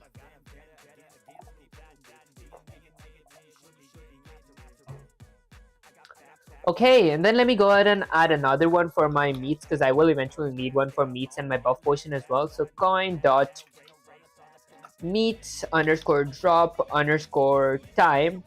My meat drop time is going to be equal to my time module dot my time function, and then I'll add a delay for my meat. I'll go with self dot meat spawn underscore delay. My meat spawn delay is going to be equal to, I don't know, like 14 seconds. A meat is going to spawn every 14 seconds. Let me go with for my buff potion, so an instance variable self dot buff underscore pot underscore delay. Actually buff pot time first, also that equal to my time module dot the time function, and then I'll go with a self dot buff pot delay. Excuse me guys, I'll set that equal to, I don't know, like 20 seconds. So a buff potion will spawn once every 20 seconds. Now let me go under my coin spawn logic. So I'll go with the if statement. If my, let's see, if my time.time minus my game object dot my coin drop delay is greater than, let's see, my game object dot my coin drop delay, coin spawn delay.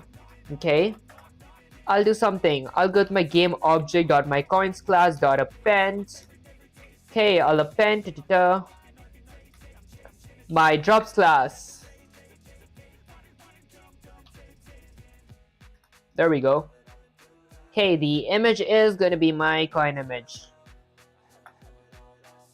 Alright.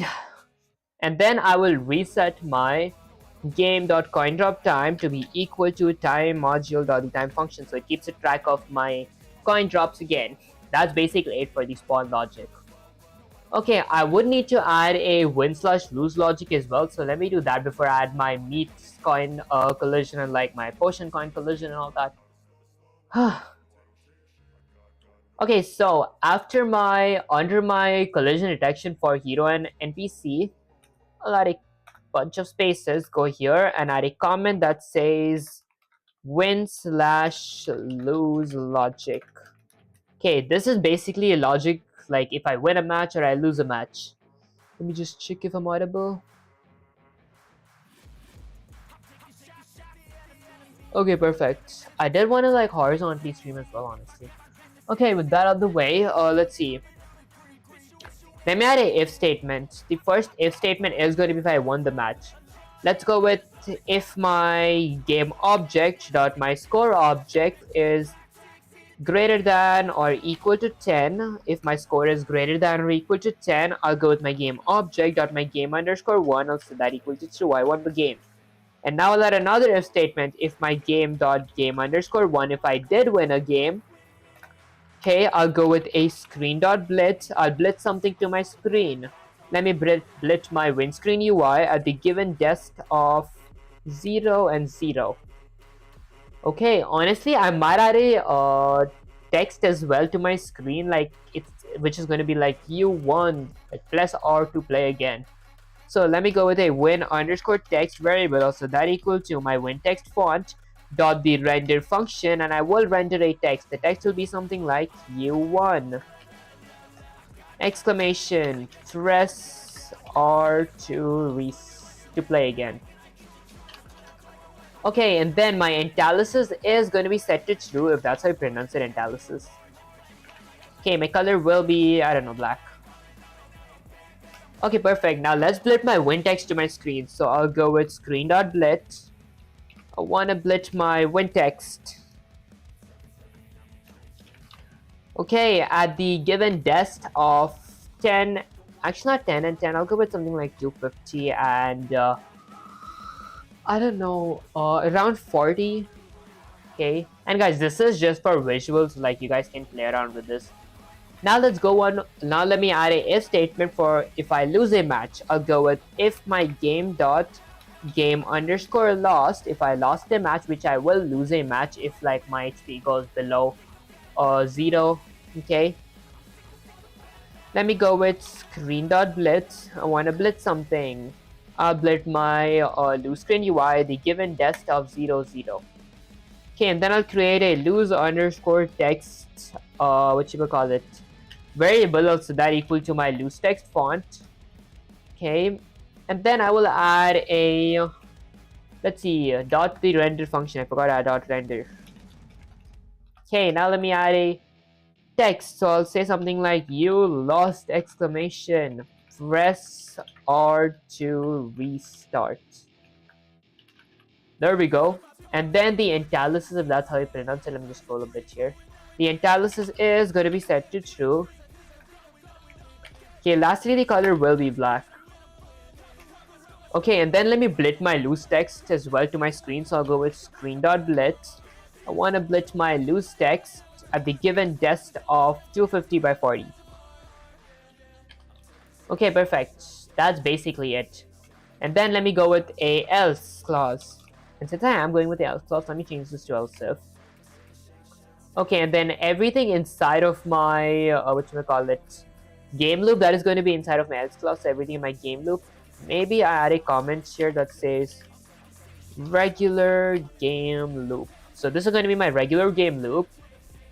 Okay, perfect. Maybe I drink some more tea.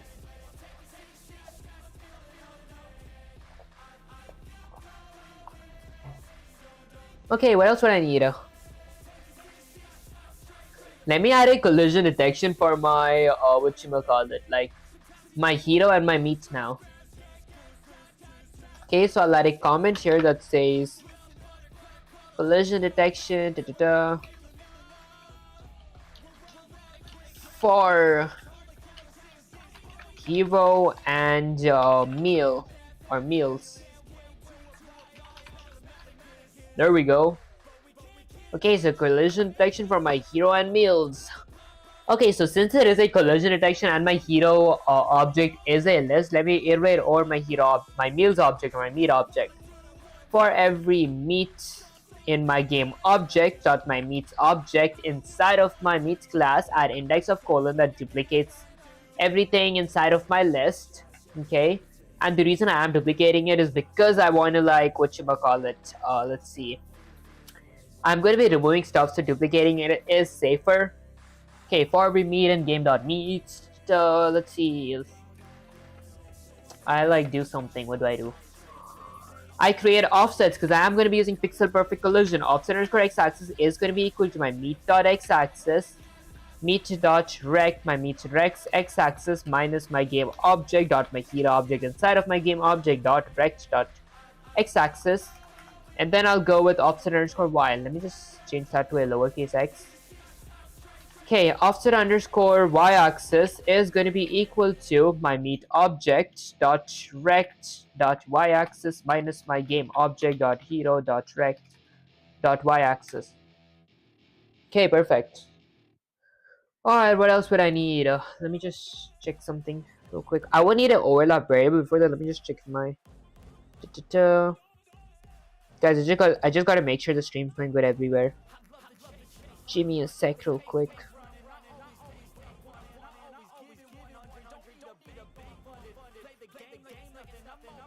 Okay, there we go. Alright, I would need an overlap variable, also that equal to my game object dot my hero object dot the overlap method or the overlap function, my bad guys, game dot hero dot mask. If my hero's mask overlaps with my meat dot mask at the given offset, which is going to be in a tuple of my offset underscore x-axis and offset underscore y-axis, that is going to be considered a overlap. Let me add a if statement now. If a overlap did happen, and in case you guys can see what I wrote here, that's the offset x.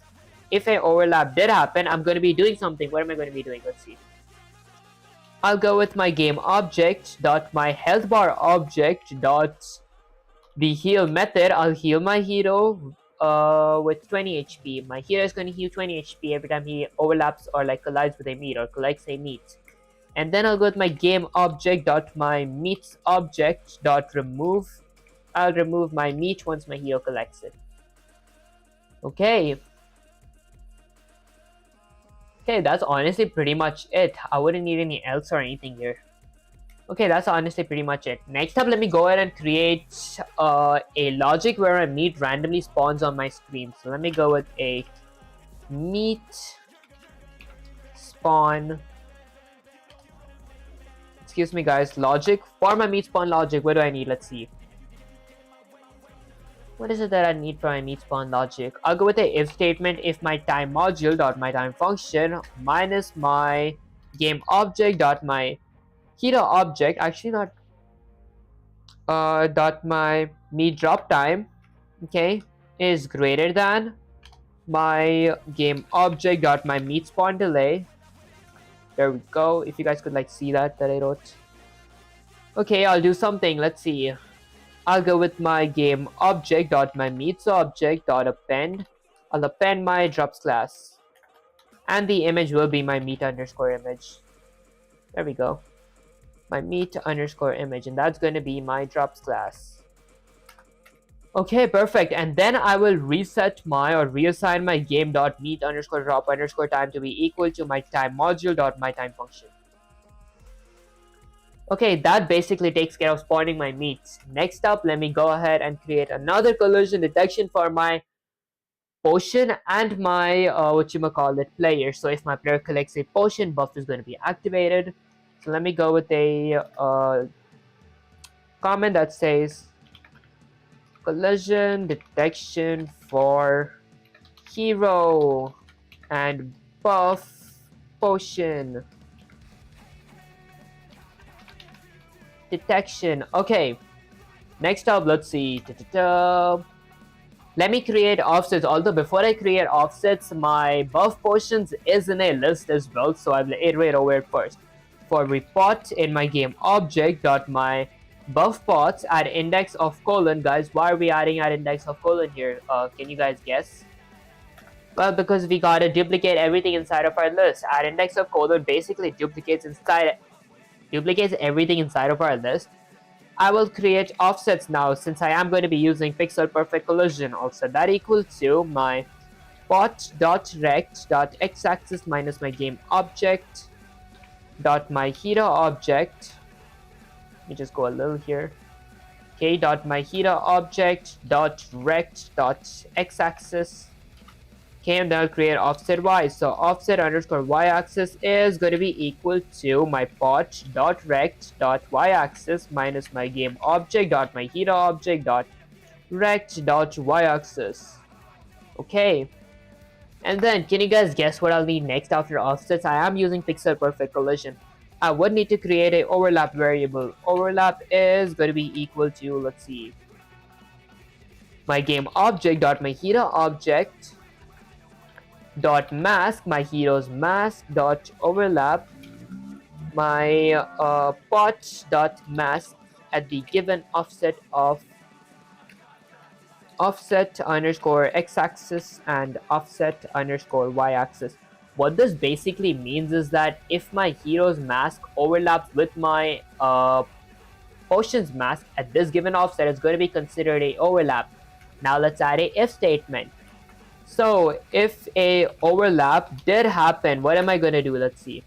If a overlap happened, let me just remove that extra space. Honestly, I think the extra space looks good. Okay, if a overlap did happen, I'll set my game object dot my buff bar object dot the activate buff method, and the amount is going to be 100.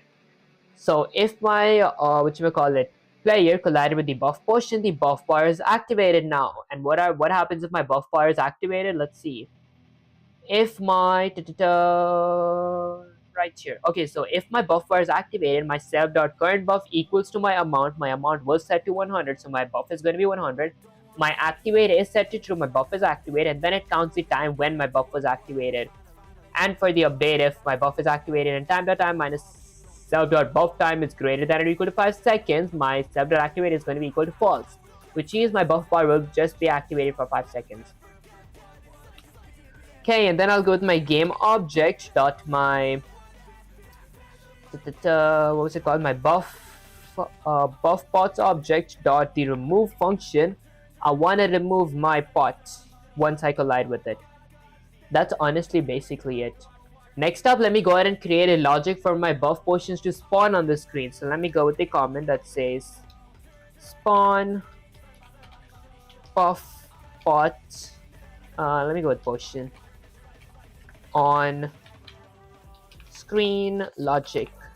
Okay, so I'll add a if statement. So if my time module dot my time function minus my game object dot my buff pod drop time is greater than my, let me just go a little here just to make sure you guys can see, is greater than my game object dot my buff pod delay. Okay, if this is true, I'll go with my game object dot my buff pots.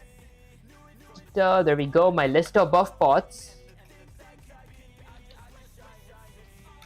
dot append. I will append something. What am I going to append? I'm going to append my, let's see, drops class.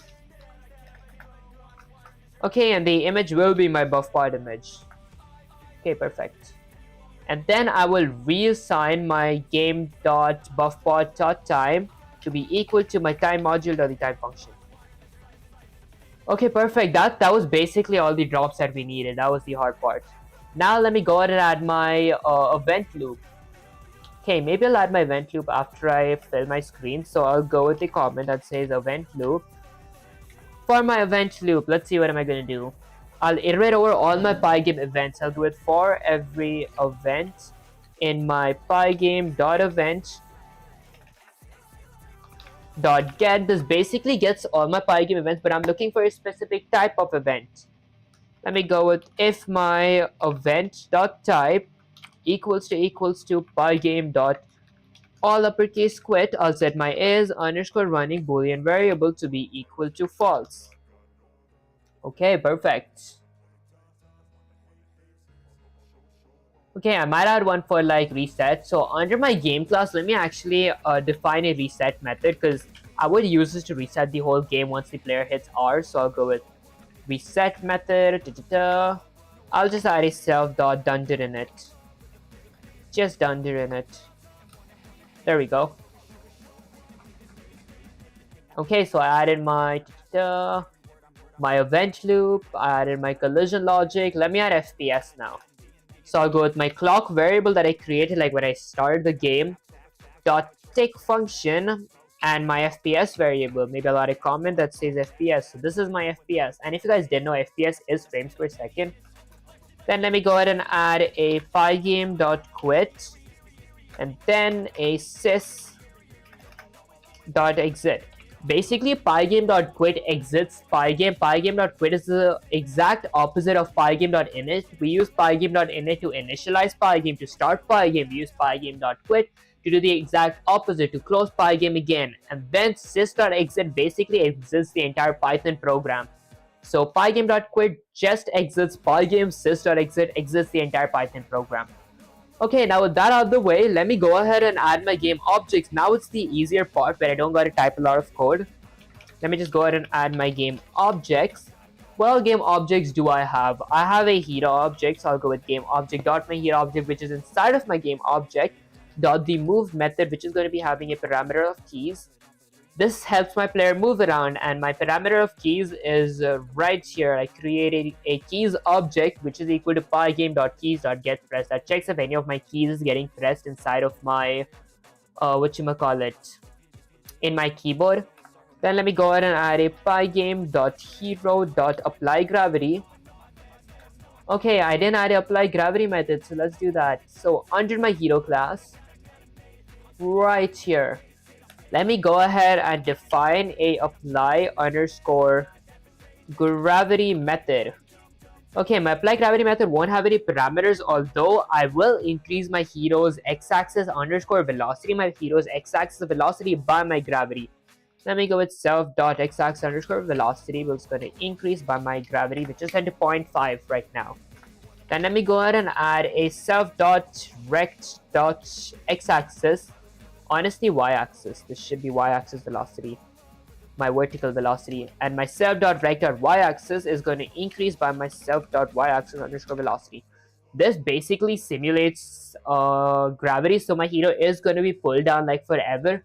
Although I do want my player to like land somewhere, so let me go ahead and add a comment that says landing, which means I'm going to work on my landing now. Okay, for my landing, I want a player to land on the floor. So let me add a if statement. If my self.rect.bottom, if my player's bottom is greater than or equal to, is higher than or equal to my floor.y-axis, my floor's y-axis, I'll reset my player's position self.rect.bottom, my player's bottom, to be equal to my floor.y-axis. Okay, and then let me reset my player's y-axis velocity so he doesn't be jumping up again. Let me go with self.y-axis underscore velocity equals to 0. And how is my player going to jump again? If you guys were in the stream for like, I don't know, an hour ago, you guys would have like seen me create a game objects class where I added a move method. In the move method, I specified if my player clicks right, if my right key is pressed, my player is going to move forward. If my left key is pressed, my player is going to move backward. And if my spacebar is pressed, my self.y-axis underscore velocity is going to be equal to my hero's jump strength, which is set to -4. So if I hit my spacebar, my hero is going to jump up. Okay, with that out of the way, I applied gravity, I added landing. That's honestly pretty much it for my hero class. Now let me go with game.hero.apply gravity. Let me apply gravity to my hero. Then let me go with a game dot this time not hero, I'll go with my skeleton. My skeleton object dot automate. I want to automate my skeleton object, and then I'll go with a game dot dragon object dot automate. I want to automate my dragon object as well. Okay, perfect. Next up, let me go ahead and add graphics. This is going to be me drawing my player, drawing my skeletons, players, and everything in the game. So I'll go with game object dot my hero object. Inside of my game object, dot the draw method that's going to draw my player. I'll go with game dot skeleton.draw. I'll draw my skeleton object as well. I'll go with game dot, let's see, dragon.draw. I'll draw my dragon object as well. And then what else would I want to draw? I would want to draw my health bar, my buff bar, my meats, my potions, and my coins. So let's draw my coins first. So to draw my coins, I will have to iterate over the list of my coins. So for every coin in my game object dot my coins is list inside of my game object, I'll go with coin.draw. I'll do the same for my meat. For every meat in my, this is going to be having a pair of parentheses. For every meat in my game object dot my meats list, I'll go with meat.draw. I'll do the same for my potions. This is going to be having a pair of parentheses as well. For every pot in my game dot what was it called, buff pots, I'll go with pot.draw, a pair of parentheses. Okay, these are my drops that I drew. Now let me go ahead and draw my let's see, my health bar. So I'll go with game object dot my health bar object inside of my game object dot draw. I'll draw my health bar. And now to draw my buff bar, this is going to be a little more different. I'll go with the if statement. If my game object dot my buff bar dot active, if my buff bar is active currently, that's when I only want to draw my health bar. So I'll go with buff bar dot draw, game object dot my buff bar dot draw. And before I draw my buff bar, above it I'll update my buff bar. So first I update to check if 5 seconds have passed. If it's passed, then I'm going to draw my buff bar again. That's going to check if 5 seconds have passed again. My buff bar is going to disappear. If my buff is active again, then my buff bar draws again. Game.buffbar.update. Okay, perfect. Okay, that basically takes care of everything that I had to draw in my game, right? I would need to draw my floor as well. Let me go ahead and draw my floor where my player is going to be standing. So I'll go with pygame.draw.rect. My floor is going to be a rectangle. The surface will be screen. The color is going to be, I forgot the RGB. The attributes are going to be floor attributes. Let me go to the reference code and copy the RGB color for my floor because I don't have it memorized. Right there, let me copy that. Okay, where was my, there we go. I'll paste it there. Okay, perfect. I'm pretty sure I've done like almost everything. Let me go ahead and run the command. Okay, here's a quick little thing, guys. I gotta go and update everything as well. I forgot to update. Let me go with a pygame.display.flip. Basically, this updates everything inside of my display. Although pygame.display.update will work exactly the same. There we go. Here's my player. I can move it on. Although I went through this exact problem yesterday, that why is my player like whatchamacallit falling so slowly from under my health bar. If I go all the way up to my health bar class, right here, I had this, guys, I struggled so much yesterday while doing this. There we go. This exact mistake I did yesterday. I spent so much time on stream thinking what went wrong. This should be minus. Okay, now my player is going to fall down. There we go. Okay, and I did want to add a Pac-Man logic so I can like jump up, and now I claim that. Ching, my player has HP. Although, where are my NPCs? My NPCs are running. I went through this exact same problem. So I had this exact same problem so many times. Under my automate method in my game objects class, this should be minus. Now if I run the command, there we go. I take damage since I have health bar. My health bar takes damage. There we go. Although you guys would see my player is going to take damage twice. He doesn't take damage at all. My NPC is way too high. Let's get my NPC skeleton a little lower. Right under my skeleton class. There. I'll change his position to be 408. Okay, now I'll take 1 damage. There we go. I mean 20 damage. Okay, perfect. Although, what if his position was around 350? You guys will see I'm going to be taking damage twice now. Okay, I took once. Now I'm going to be taking twice. I took once again. Shouldn't that have been me taking damage twice? Okay, never mind. It just takes once. Okay, let me change that to 408 again. Guys, this is just for visuals. There we go. Now he looks like he's down. I think 400 would be perfect. 405 maybe. Guys, I'm a little picky when it comes to stuff like this. There we go, that's perfect. Although, what about my player? Why is my players not touching the floor? Let's fix that as well. Let me go all the way under my players class. So my player class, which is right here. You guys see this self.rect.floor here? I will just increase that by 20. Plus 20. Okay, add a plus 20 here as well. Now if we run the command, my player is going to be down. Okay, perfect. Although my player can't exit the window properly, like I can't move past this, and if I like jump up, I can't go past that as well. What should I do for that? Let's see. Where I trap my player, let me go ahead to my player objects trap method. That's apply gravity. My trap method might be inside of my game objects class. There we go, trap player in window. I'm going to be changing my x-axis position to be -100. And guys, this is just for visuals. You guys could like play around. Oh, I got way too much to the left now. Let me change that to -50. That should be perfect. Bop. Okay, you know what? I think that's perfect. I think I'll go with 40 though. Okay, alright, that's perfect now. If meat spawns, I can take that. Okay, perfect. Now, for my y-axis, I gotta increase my y-axis as well. So, instead of going with width, my display's width is set to, like 8,000. I'll go with 1,050. Okay, and guys, this is just for visuals. I mean, 1,000, let's go with 60. I think 60 should be perfect. But maybe 1080. Alright, this should be good. Okay, like that. There we go, that's perfect. Okay, is my top good? I think I want to go a little higher. So I'll change that from 0 to be something like, I don't know, -20. Okay, now I should be able to go higher. There we go. Okay, that's perfect. Now the visuals are all good. I can go here. I can go all the way there. Go like meat and all that stuff. Okay, perfect.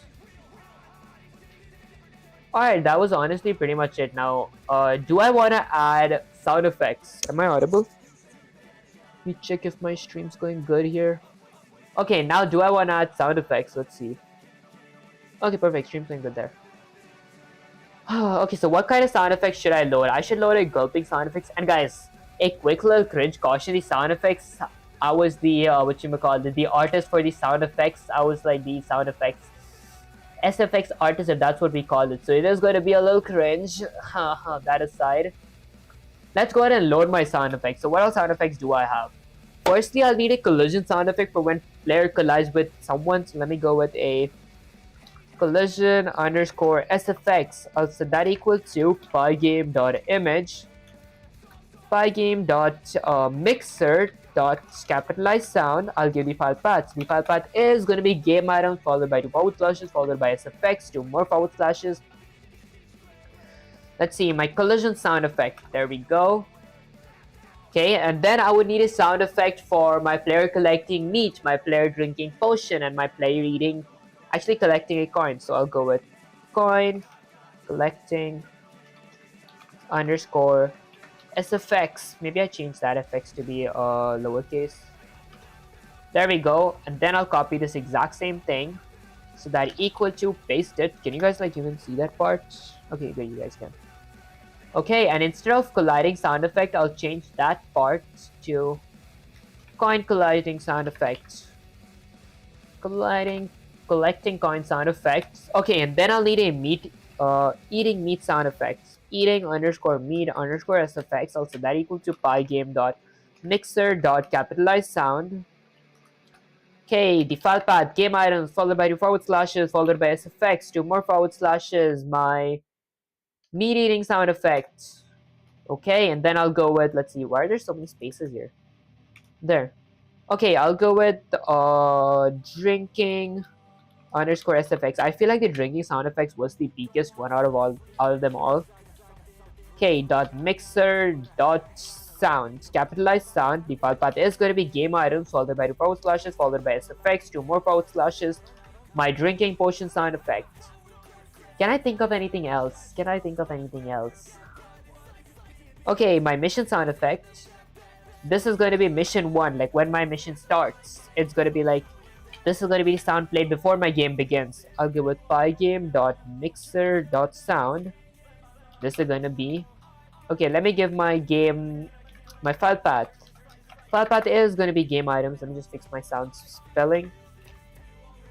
Okay, so game items, followed by 2 forward slashes, followed by SFX, 2 more forward slashes, my mission 1 sound effect. Okay, might need a skeleton sound effect as well, so I'll go with skeleton underscore SFX. Okay, skeleton sound effect, I'll set that equal to pygame.mixer.sound, capitalized sound. This is going to be game items, followed by 2 forward slashes, followed by SFX, 2 more forward slashes, my skeleton voice. Okay, I'm pretty sure these were all the sound effects, right? So collision, have one for eating meat, have one for drinking, have one for collecting coins, have one for collision. Okay, that's pretty much it. Now these sound effects are going to be pretty loud, so let me decrease their volume. I'll go with, I don't know, maybe drink some coffee. Guys, I'm really dehydrated.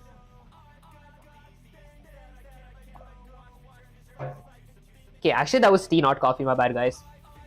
Okay, so I'll go with my collision sound effect dot set underscore volume function, and I'll set the volume. My volume is going to be 0.1, which is basically 10%.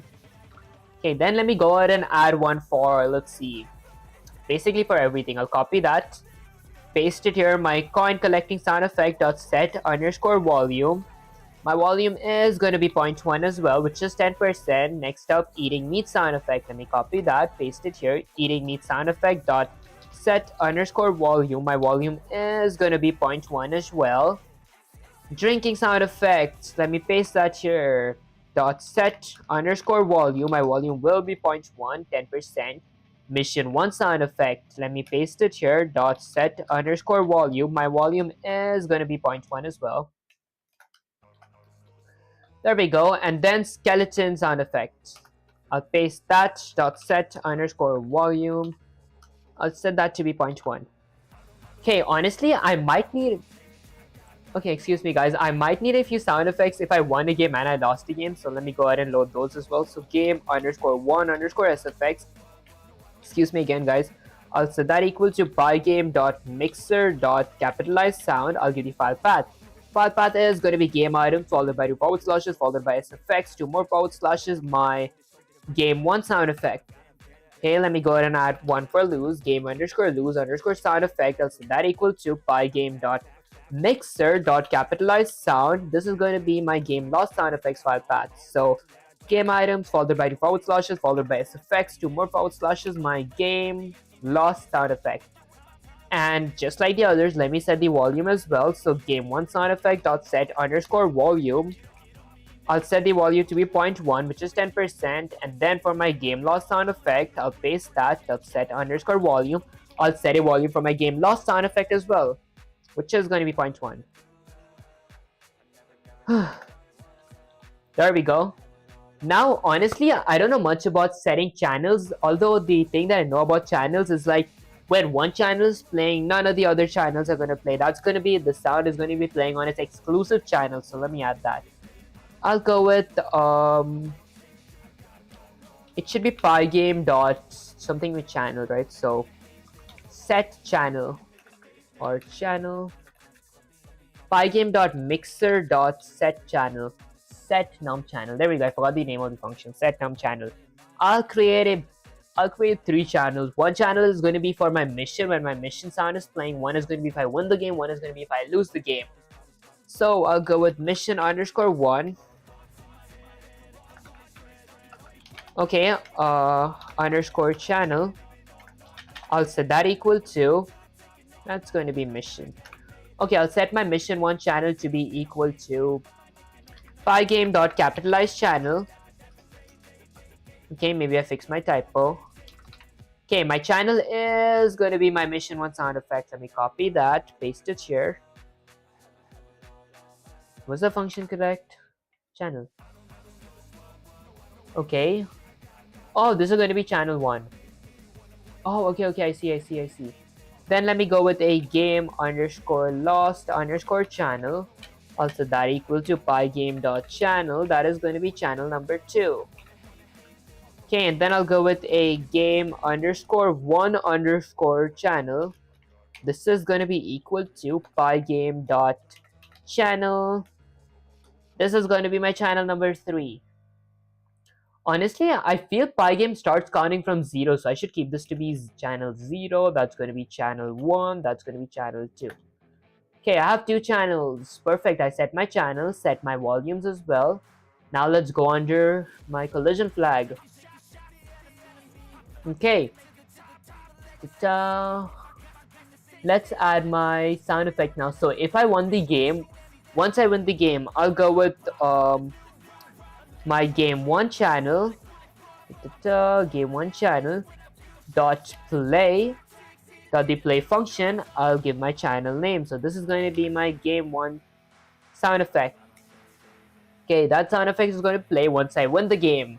Let me go ahead and add one for my game lost. So I'll go with my game lost channel dot the play function, and then I'll go with my game lost sound effect right there. So that sound effect is going to be playing. Although before I play the sound effect, let me go ahead and add a pygame.mixer.stop. This is basically going to stop all the other sounds that has been already playing, and it's just going to play the main sound. Let me go right here as well and type a pygame.mixer.stop. This is going to stop all the sounds. Can I run it once? Honestly, yeah, let me run it. There we go. If I run the command, I move around, I collect these coins, and I have a buff potion. If the enemy attacks me, take damage from the buff potion, I collect coins. I need to add a score up here as well, where it says like my current score. But if I lose, it's gonna like, let me try losing. It is going to be playing that sound. So let's listen to the sound, guys. By the way, I am the voice actor, so it's going to be pretty funny / cringe. Okay, hold up. It didn't play anything. Did my sound using Pygame? Yeah, using Pygame. Okay, mixer.stop. I might have to remove the mixer.stop then. Okay, now let's run it. Let me try to lose real quick. Oh my gosh, he just dodged. I dodged him. No. Okay, let me go up there. Paper. Shouldn't have collected the potion. Okay, I'm pretty sure it's gonna play now though. It's easy. I also created one. Honestly, yeah, it's actually pretty easy. Okay, let's see. Game channel.play, game lose sound effects. Okay, honestly, I'll check that. I'll check the sound in a bit. Let me go ahead and add the sound for the rest. Firstly, if I collide with a... this is for player and meals. If I collide with a meal, I'll go with meal sound effect or eating meat sound effect dot play. Okay. Okay, actually, I feel like I'm the only one that didn't hear that volume because I don't have my this thing set. Let me see. My oh, it did play. It did play the sound. Never mind. Okay, perfect. Alright, let me know if you guys heard that sound or was it just me. You can create there in week like a base game. Good use God dot for 3D. Honestly, yeah, after my like 100 days series, I am going to be working on more stuff, so that is going to be interesting to see. Okay, and then let me go all the way up here. This is collision logic for my hero and coins. If my player did collide, I'll go with coin colliding sound effect dot play. Okay, dot play function. Now if I collide with a coin, it's going to print ching. Guys, by the way, I am the voice actor, so. Okay, the sound effect for my potion is even more hilarious. I think I think I outdid myself there. Let me go with game potion sound effect, or let me just go with drinking potion sound effect. Okay, drinking sound effect dot play. This is actually pretty hilarious, guys. Let me collect a potion. It's right there. Can you guys even like hear that? I think that's like too low. The volume. Okay, let me add one for my meat. Let me actually append my score as well to my screen. I'll go with score underscore text, I'll set that equal to my score text font dot render. I'll render a f string text. So f string, let me go with score, a pair of curly parentheses, my game object dot my score inside of my game object, and then my italicus, if that's how you pronounce it, is going to be set to true. And then let's see, my color is going to be black. Okay, if you guys couldn't see it, it's right here. Okay, now I'll get a score. Okay, actually, let me blit my score to my screen. I forgot to blit, my bad, guys. Okay, let me go ahead and blit the score. So I'll go with screen.blit. I'll blit my score text. There. At the given dest of 10 and 10. Okay, so basically, you're a developer or just a student trying to improve your skill. Honestly, I could say I'm a developer because I haven't like learned anything related to programming yet in my college or anything. This is just me. I was just curious that would I be able to learn Python as an absolute beginner in like 100 days. So I created this 100 days challenge. The only thing that actually helped me with my learning coding and everything is ChatGPT/Sensei and maybe a few YouTube tutorials. I watched YouTube tutorials for like the first 20 days and then I moved on to ChatGPT. ChatGPT honestly helped me a lot. Like every single, like I have around like 45-ish streams on my channel where I learned like Python live for like hours using ChatGPT only. I did have a bunch more days where I didn't stream or anything. That was for like the first 60-ish days where I did not stream at all. So yeah, that time I was just learning alone with ChatGPT and me. Oh, so you're a vibe coder. Honestly, I wouldn't say I'm like a vibe coder because I don't like say ChatGPT to like give me the code. The reason I used ChatGPT was just to get like practice questions. Many people did say me to use lead code because they were like, you should like grind lead code. There are a lot of questions. I'm honestly eventually planning to grind like lead code, but ChatGPT was just for like learning the concepts. Like I didn't know what any of these functions used to do, so I started by learning print statements and all that stuff. And if you guys haven't yet, you guys can like join the Discord server and mention me there and like ask me for my roadmap because that was the roadmap that I followed. Many people honestly did want my roadmap. Okay, that aside, if I run the command, I have a score variable. I think it will look better if like this wouldn't be uppercase. There we go. Now every time I collect a coin, it's going to be 1. Can you guys like hear these sound effects? It's kind of hilarious. Can you create calculator in 1 line? Okay, that's honestly, I can create a basic calculator, but I don't know if I can create that in 1 line because I like have to create a user input for like operators and then be like pick a operator and add a bunch of if statements. If my operator equals to plus, do something. I don't know much about 1 line. I should honestly look into it. Okay, that aside, if my player collides, let me go all the way up to my collision detector function here. If my player did collide with my above bar, right there, I'll go with my skeleton underscore sound effect dot play. Okay, there we go. Not GUI, just a CUI calculator with 1 line. I created like a few calculators that were like whatchamacallit. Let me just listen to this voice. Okay, works. Yeah, I did like create a calculator, but that was only like a pretty basic calculator. I have a video on that on my channel. There's like a playlist of like beginner projects category playlist, but I don't know if I can create it in 1 line. Honestly, might try it. Okay, let's try. Honestly, I don't even like, I gotta go with like a input, so like let's go with operators, also that equal to input. The input will be something like enter a operator. Okay, and my operator is going to be entered there. Try this. That is print eval input, enter the question. Honestly, I never heard of the eval function. Let me try it. Okay, let's go ahead and print. Let me print the eval. I never honestly heard of that. Okay, input, the prompt. Prompt is going to be enter the equation. Enter the equation. Let's see. If I run the command, will this actually work? No way it actually works. How does that work? Wait, hold up. I wanna try with multiplication. 2 times 3. Damn, you guys are like geniuses. How did that... What does the evil even do? This is actually real handy. I might just learn this and like use this in my game, like add a like pick a number and like I'll multiply the number. I want to play some more. Let's go with 2 divided by... That works. This is actually pretty insane. Want to connect? Honestly, yeah, you can like join my Discord server there, and like most of the times if I'm not busy, I like spend time in my Discord server. That aside, let's see.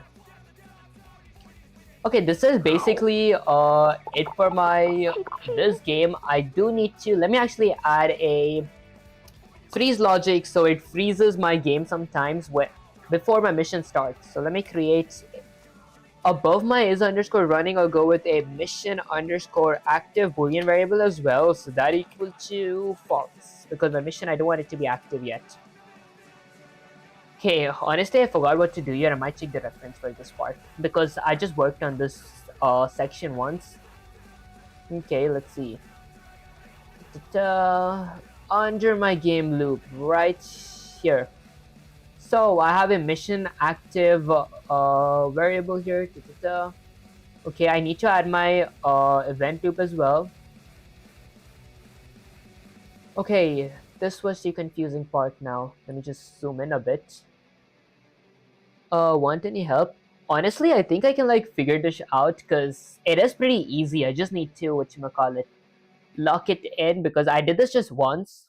Okay, so if not game.mission1 sound. So under my game object, I have game sounds. That is my mission1 sound. It's set to false. Okay. If not mission1 sound, pygame.mixer.stop. This stops all the sound from the background, and then mission1.sound.play. Okay, I play the mission1 sound. Game.mission1.sound true. If game.mission1 sound, if that is set to true and not mission1 sound channel.get busy. Basically, the get busy function, what it does, it checks if my sound is playing. If my sound is playing, the get busy is going to be set to true. If it's not playing, it's going to be set to false. That's the reason I added a not. So if my mission1 sound is set to true, okay, and my channel is not busy as well, I'll go with mission active equals to true. If not mission active, I add the font. That's basically this font. My mission isn't active currently. Else regular gameplay. Okay, I see this. Okay, this is pretty easy in that case. Alright, let's try it. Okay, so under my collision detection, let me honestly add a if statement, a condition event loop, or like a event for like if I hit R. If my event dot type equals to ballgame dot key down, this basically checks if any of my key is pushed down on my keyboard. Although this checks if any of my random key is pressed. I'll look for a specific event key. If my event dot key equals to pygame dot k, if my key is R, if my R key is pressed, I'll do something. Let's see. I'll go with my game object dot my reset function, or my reset method. That basically resets my game state to everything here. Okay, you know physics. Honestly, I don't know physics properly. Type spelled wrong. Did I spell it wrong? Oh, my bad, guys. I gotta pay more attention. Okay, perfect. Now if I run the command, if I hit R, the game will reset. Although I do want it to reset like this. I want it to only reset if I lost my game or I won my game. If my pygame.k is R, and in a tuple, my game object.game underscore lost, or my game object.game underscore 1, if one of them is true, then my game resets. Right now, if I hit R, nothing happens, but let me try losing real quick. Should run away from the meat.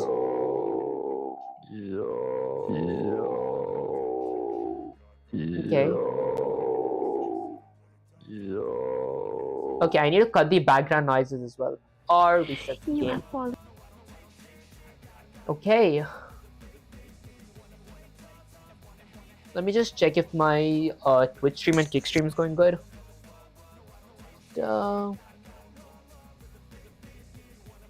Excuse me, guys. Okay, Twitch stream's going good. Let me check my Kick stream. Okay, perfect.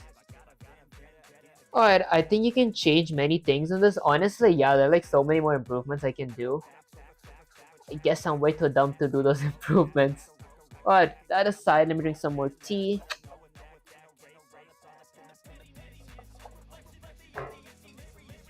Okay, let's see.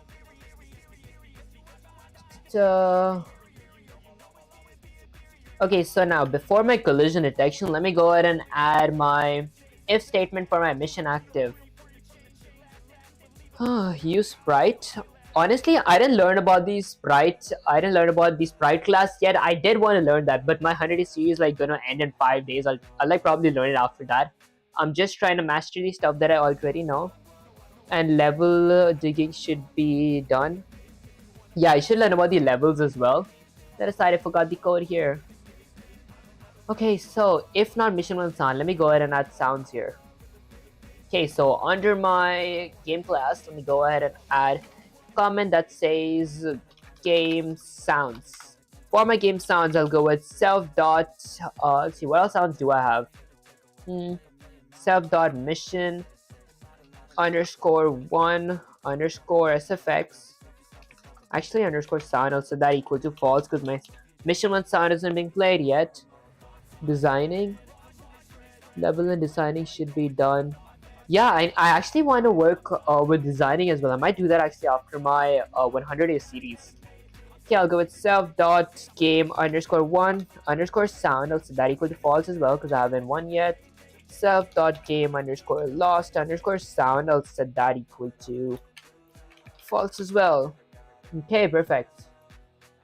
Now under my event loop, I'll go with a if statement. Or was it inside my event loop? No, it was outside my for loop. If not, mission 1 sound stop all sounds. Mission 1 sound dot play. Okay, that is set to true. If game dot mission 1 sound, mission 1 is not busy. Do that. I see. My game loop.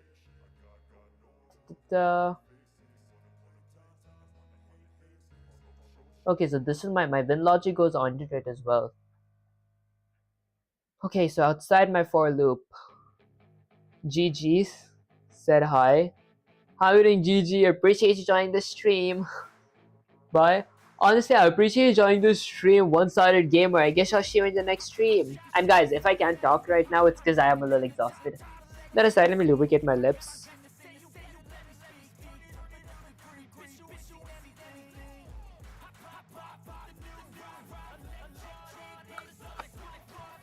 Okay, perfect. I should actually figure out on how to like whatchamacallit, horizontally stream as well. Let me just reload this.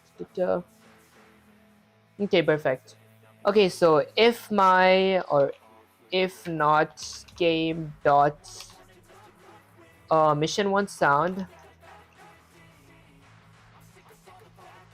Okay. Was it if not, guys? I'm really new to this part of the code. I gotta like see it a lot. Okay, if not game dot mission 1 sound, I go with pygame dot mixer dot sound dot stop. This basically stops all the background noises.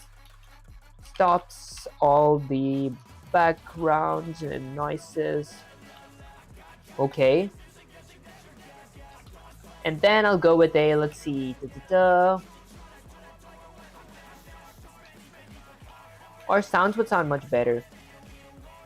Okay, then what else? Mixer.stop. I'll go with my mission 1 sound, mission 1 channel dot play. I'll play my mission 1 sound effects. Okay, perfect. Okay, let's see what else do I need. Maybe I cancel some of these spaces from here. Okay, I play my sound effect. Let me think about it practically. What else would I need? I play my sound effect, and once my sound effect is being played, my mission 1 sound is going to be set to true. Game.mission1 sound is going to be set to true. Okay. And then I gotta add another if statement, right? If game dot mission 1 sound, was it this? Okay, if game dot mission 1 sound and not mission 1 sound dot channel dot get busy. Da, da, da. Oh, I see. Okay. If my mission 1 sound is set to true and okay, game dot mission 1 sound and game, actually this is not gonna be game, this is just gonna be my mission 1 sound channel dot get underscore busy. This will check if my channel is currently busy, if my mission 1 sound is being played and not. Whatever this returns, if this returns true, it's going to be flipped to false. If it returns false, it's going to be flipped to true. I'll go to my mission underscore active boolean variable, also that equal to true. My mission is that it's going to be active then. Okay, I spelled this wrong. Did I spell it as miss active? There we go. Let me copy that. Paste it there. Okay, if my mission is active, I'm going to do something. Let's see. If my mission is active, if my mission is not active yet, if my mission is not, if not mission active, I'll go with screen.fill. I'll fill the screen to be a good blue color right here. Paste it. Okay, and then I'll be blitting a text. Let me go with a mission 1 text. I'll set that equal to, this is going to be, why do I keep spelling mission as miss? Okay, mission 1 text is going to be equal to, let's see. Okay, what is the text going to be equal to? Maybe something like, or I don't know. Mission 1 text. Okay, I gotta create a text font as well. Let me go ahead and create a font as well. So mission underscore 1 underscore text underscore font. It's going to be equal to pygame dot lowercase font dot capitalized font. My font type will be set to none, and the size is going to be, I don't know, 200. Okay, I'll copy that, paste it here. Dot the render function. I want to render my font. Okay, my render text is going to be something like mission 1. The analysis is going to be set to true, capitalized true. The color is going to be black. Okay, and then let me go ahead and blit my mission 1 text on the screen. I'll go with screen.blit mission 1 text. Perfection, guys. Okay, what else would I need? Let's see. I need some coffee. I mean some tea.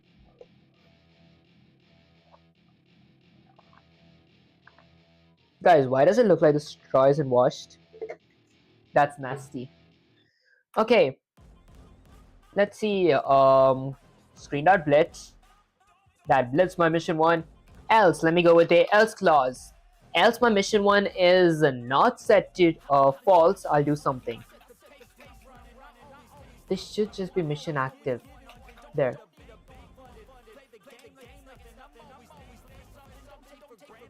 Okay, if my mission is active, my current mission is set to false. Else, I play my regular game loop. There we go. I indent everything inside. Okay, now that I indented everything inside, here's the small thing. Let's see.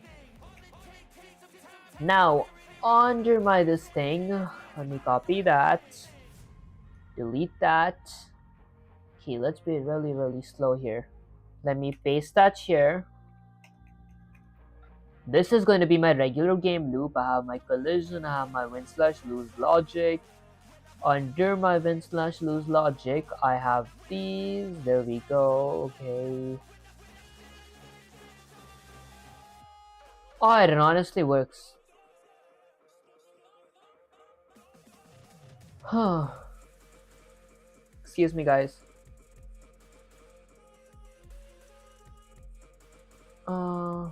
I might add a guard here.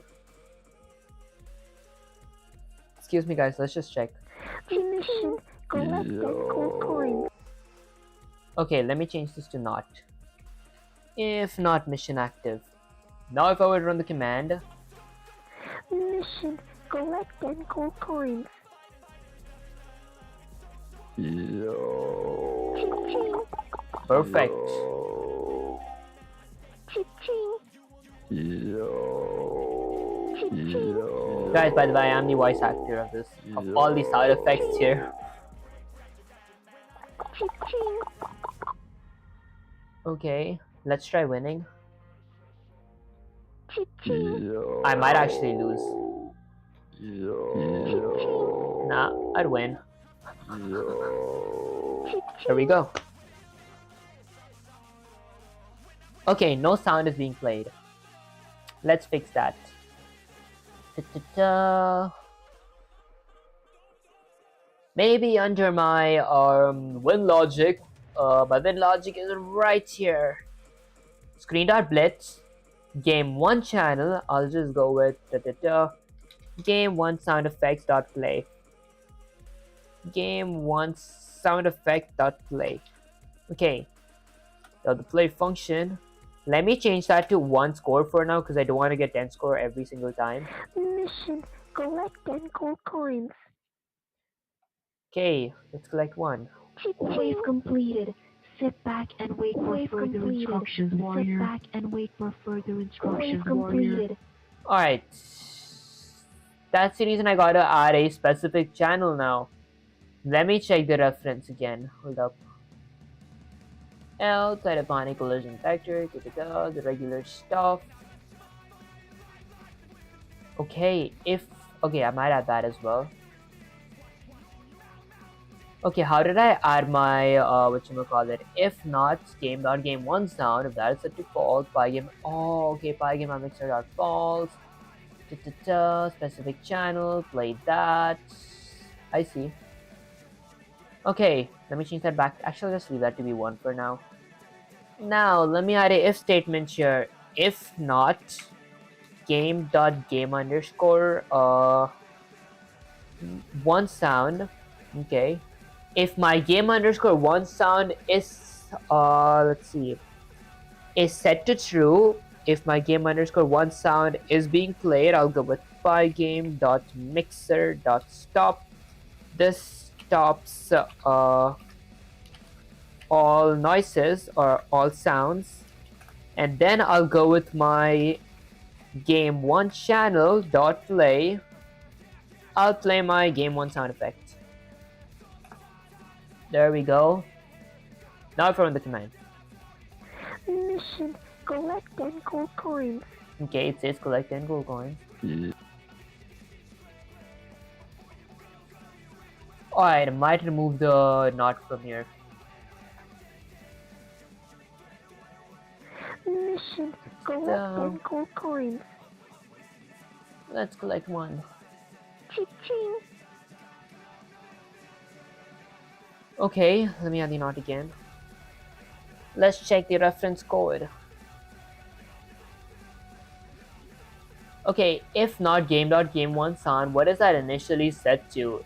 It is set to false. If not game.game1 sound, pygame.mixer stops all sounds, game.1 windscreen sound effect. Oh, game.game1 sound equals to true. I forgot to add that. Okay, let me go right here. Game.game1 sound dot equals to true. Okay, now it's gonna have the sound effect. Mission, collect 10 gold coins. Hi, Howling Zelo. Is that how you pronounce your name, guys? I apologize if I can't pronounce you guys' name correctly. I'm absolutely bad at Wave pronouncing. completed. Sit back and wait for further instructions, warrior.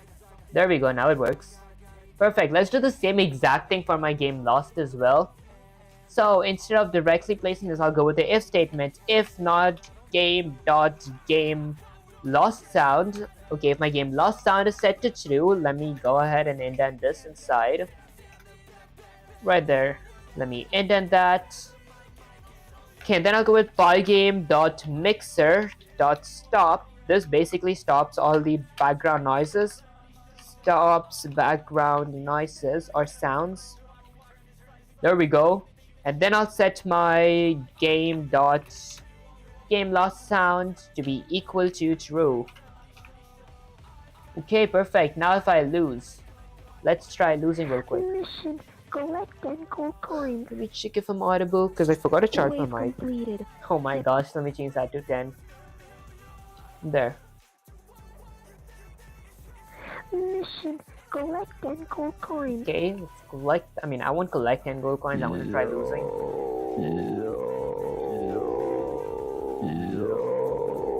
Okay, 2 more HP.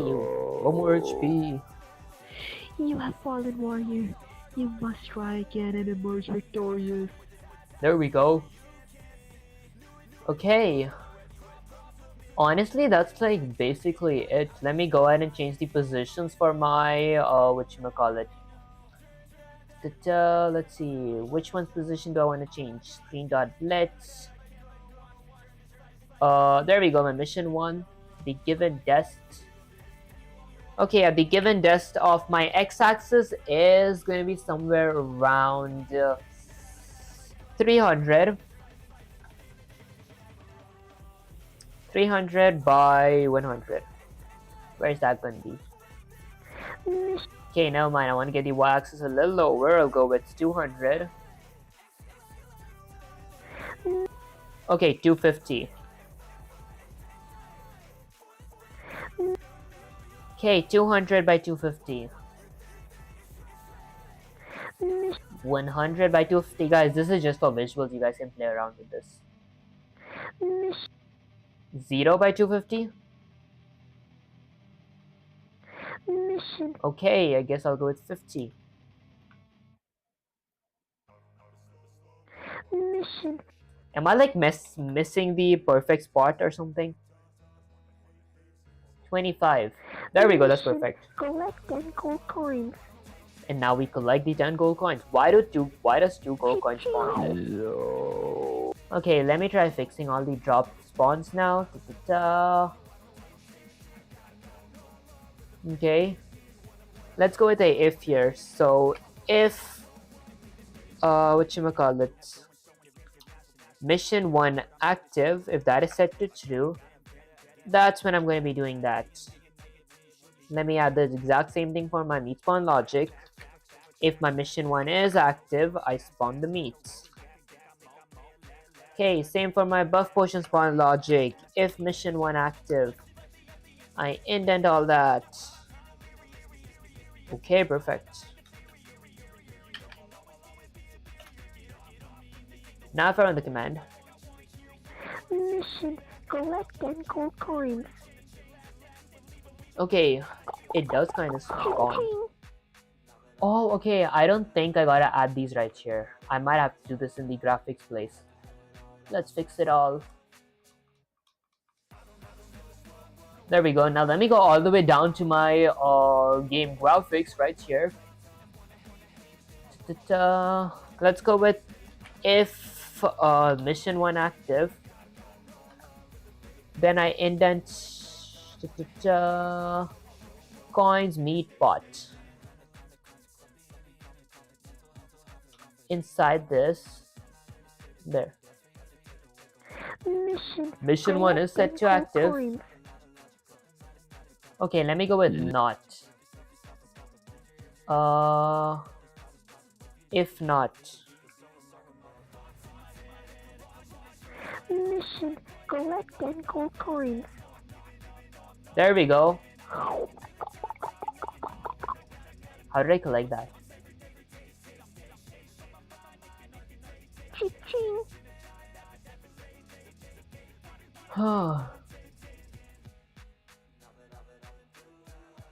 Okay, maybe I go with a bunch of control Z's. This part I might have sensei honestly, because I never tried it. Although it should be pretty self-explanatory on how do I do this. It's like after my mission one get okay.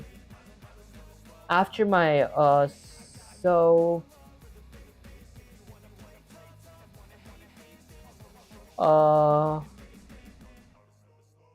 after my mission one play sounds. So if game one sound or game dot mission one sound, okay, dot get busy.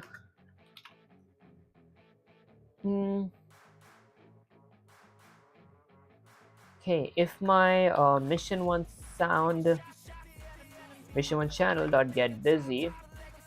Okay, if a sound is being played, I won't indent anything, so I'll go with if not. I'll indent this. Okay. Mission, collect 10 Let's see if we can collect 10 gold coins. Okay, they still do spawn. Let me, I think there's nothing to do with the graphics in that case. Oh yeah, it actually wouldn't have anything to do with the graphics because they're literally just drawings.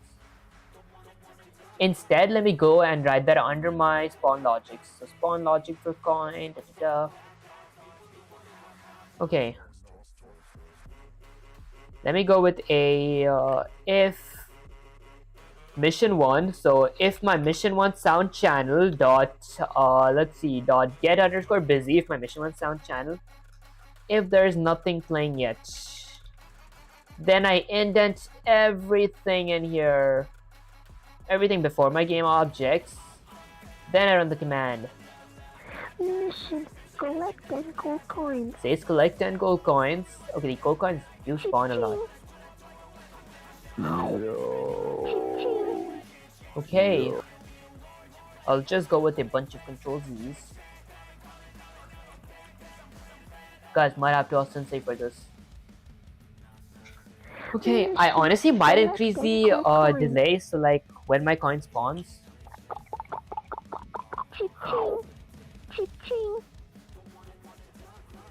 Okay, let's see. Maybe I drink some water to jog my memory.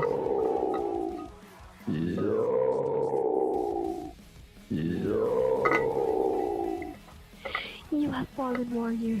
You must try again and emerge victorious. Okay.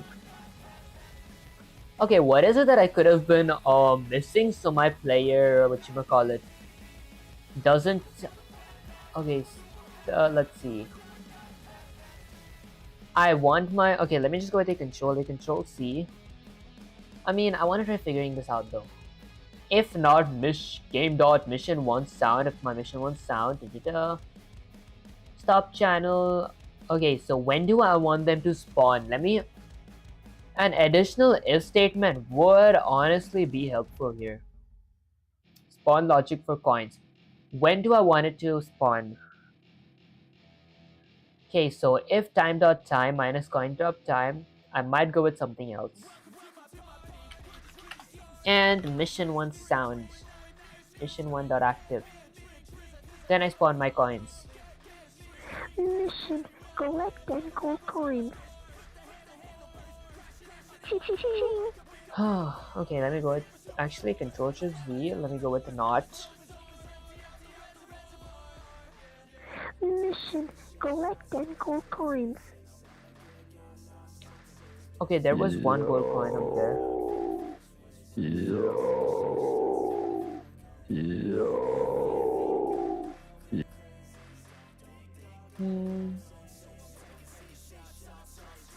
Okay, let me actually go with the control C, get Sensei slash chat GPT here.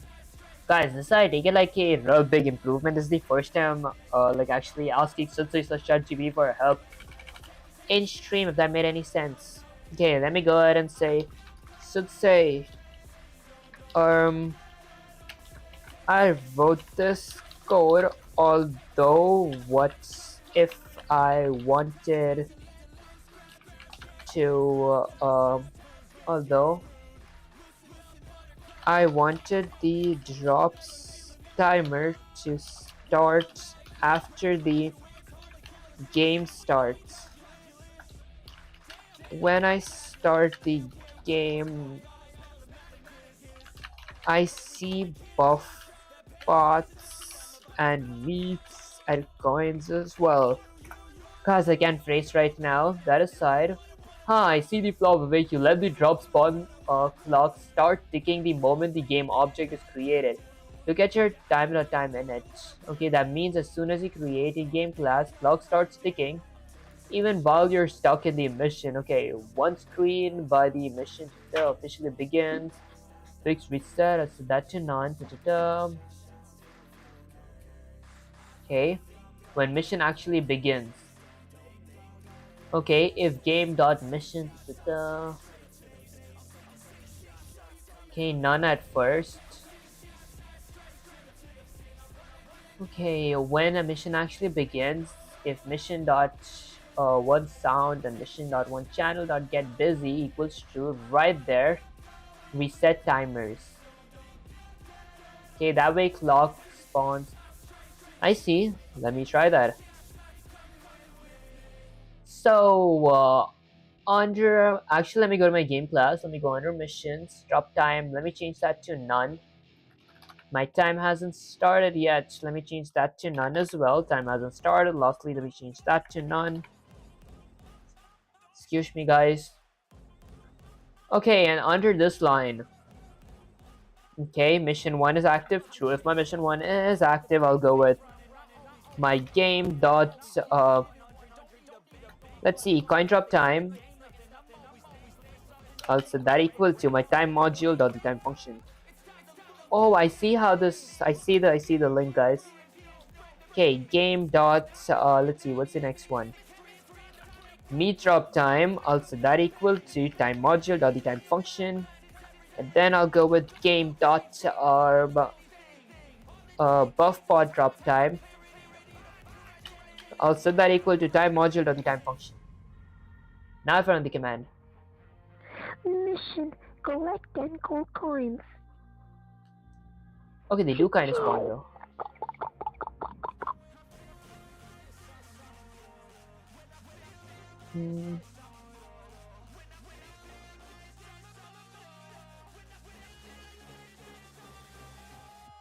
Okay, they just spawn once and they don't spawn again.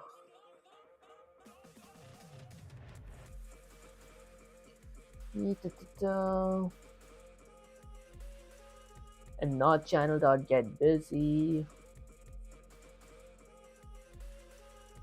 Okay, maybe I go with like a few control Z's.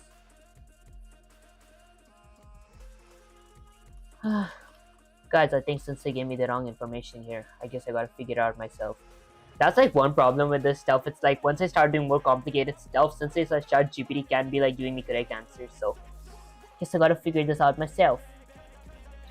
For every coin and game.coin, coin.draw. Okay, let's see what should I actually change. Game.buffPod equals to time.time. Okay, maybe an if statement here. If game dot, let's see, mission 1 sound. Okay, if game dot mission 1 sound.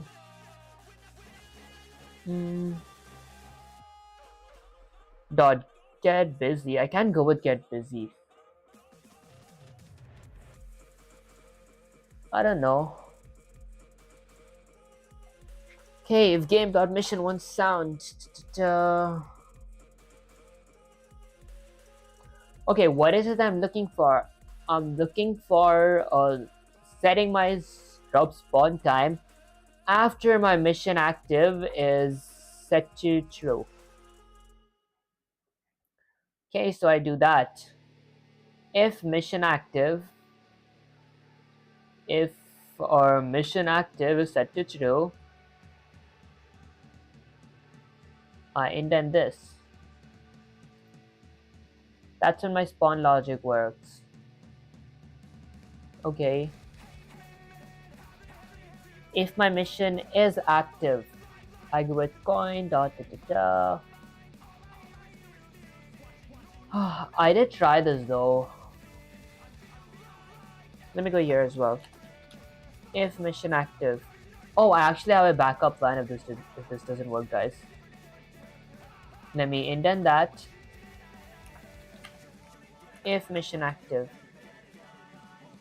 Let's just test if this works. If it doesn't, I know what to do. Mission, collect 10 gold coins. Okay, it doesn't work, so I know what to do next.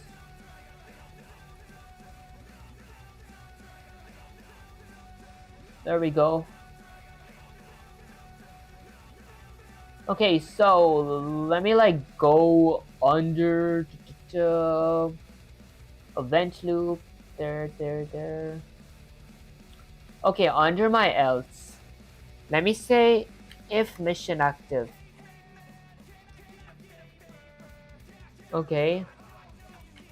And in a tuple game lost and game won. Okay. Let me actually add a not. If mission is active and I didn't lose a game, or neither did I win a game, I'll indent everything in here inside my game loop. There we go. Okay, didn't I indent everything?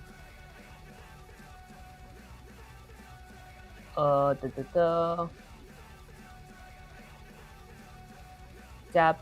Oh my gosh, how did it indent anything? There we go. Indent. Now for the command. Mission, collect 10 gold coins. Okay. If not mission active.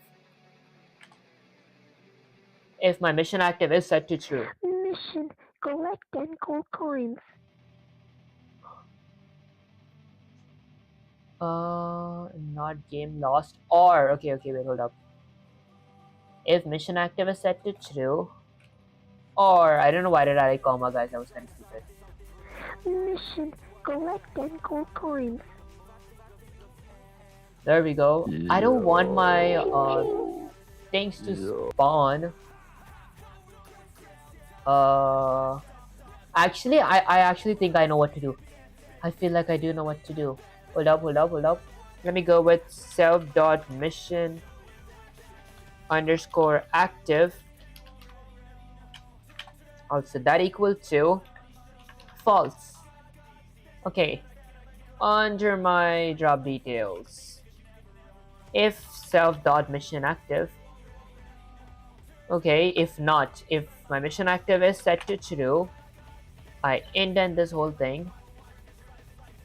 Okay, I wouldn't need a mission active here in that case. Let me just replace everything with a game dot.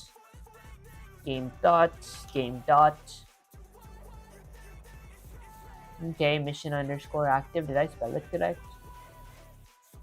I wrote activate here. There. Game dot mission active. Okay, perfect. Game dot mission active.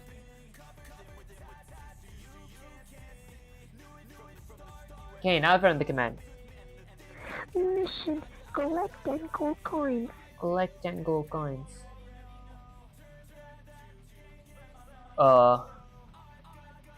Need spawn logic and everything comes under my else. If game dot let me remove this. Maybe de-indent everything here. Right there. I'll go with Shift Tab.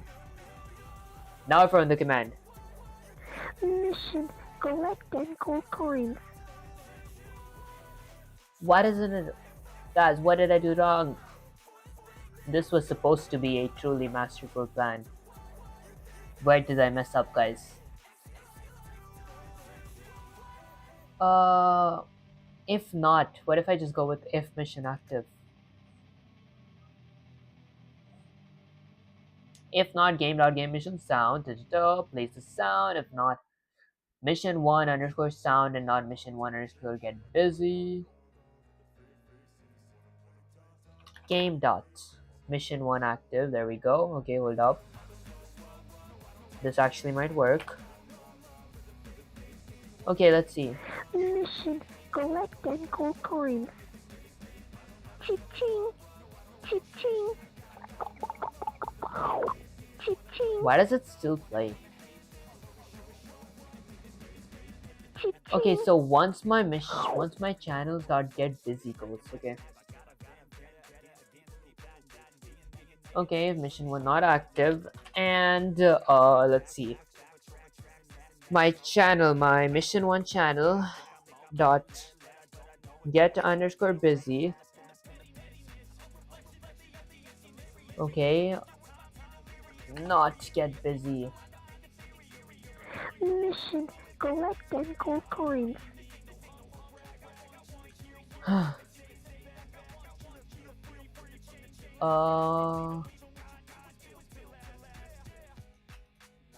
Okay, I guess I go with the control C, get Sensei slash ChatGPT here. Paste that a bunch of space and say something. I tried the way you said, but I don't think that it worked, so I tried this way as well, although it didn't work. 2 responses. You hard-headed warrior, you have fixed the issue, but you didn't drop timers. Keep running. Okay, look at your dun-dun-dun-net. Okay, this code means even when the mission hasn't started yet, you're still starting the block. Okay, by the end of the mission, the true clock is already ahead, so coins and meat spawn instantly. Fixed timer. None. Okay. When the mission becomes active, reset the timers. In your spawn logic, add a guard so it doesn't crash. Okay, now listen, you must cut the rot off fully, not just trim it, okay. Alright, I guess I see. I will be looking at the reference code though. So, let me change this to be none. Okay, look at your code. In the game.init, set timers, not time.time. Okay, let me go with a shift tab. Okay. Let me change that to none. I mean, didn't I like do this? I'm like pretty sure I did it. I feel like I did it wrong in that case. Okay, when mission becomes active in the timer. So when the mission becomes active, it becomes active like right here. It says if mission 1 sound and not mission 1 dot get busy. That's set to true. Okay, and then I go with let me just copy that to save time. Paste it. I could like type this, but then I want to save kind of time. Okay, in your spawn logic, add a guard so it doesn't crash. So in my spawn logic, I did want to add like a guard. So if game.coin.time and time.time if game.coin.time. Okay. The spawn logic for coins are if statement. If game dot coin dot drop time. What's it called? Game. Oh, it's if game dot coin drop time. Okay. And time dot time. Copy that. Delete that. Paste it. And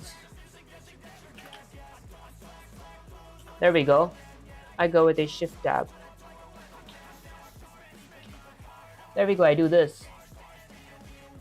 Let me add the same exact guard for this, for my meat spawn logic.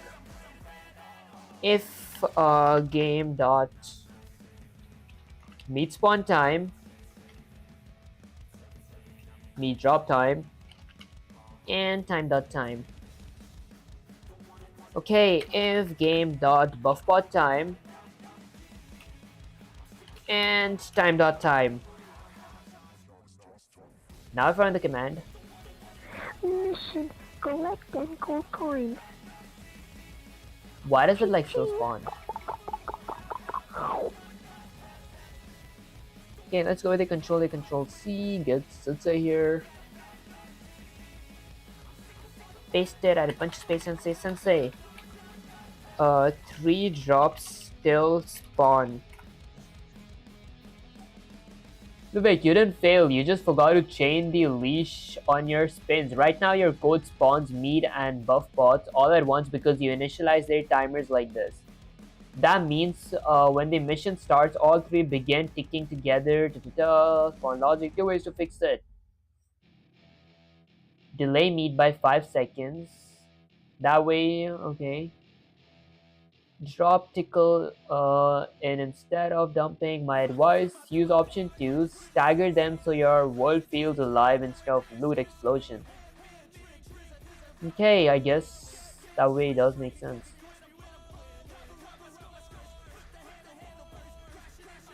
Okay, let me go with a bunch of control C's. Okay, why am I going with a bunch of control Z's? Give me a sec, guys, I'll explain you guys in a bit. Let me just remove all that. Okay.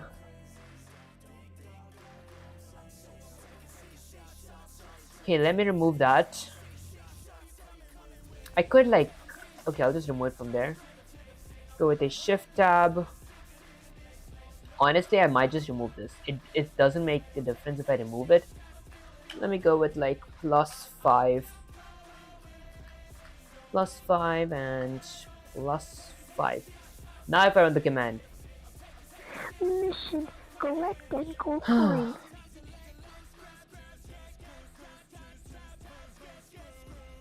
Does this wait for like 5 seconds?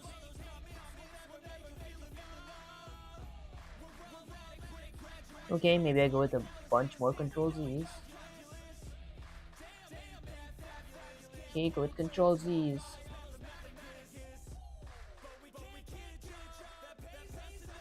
Let me remove that.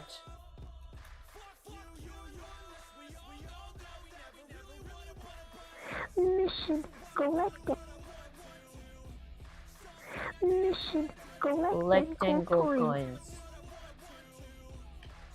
Okay, many already spawned. So when I have my spawn logic here for my gold coins, it's greater than coin time delay. If time.time, let's go with +5. +5, let's see if that helps. Mission: collect 10 gold coins. Oh my god. Minus.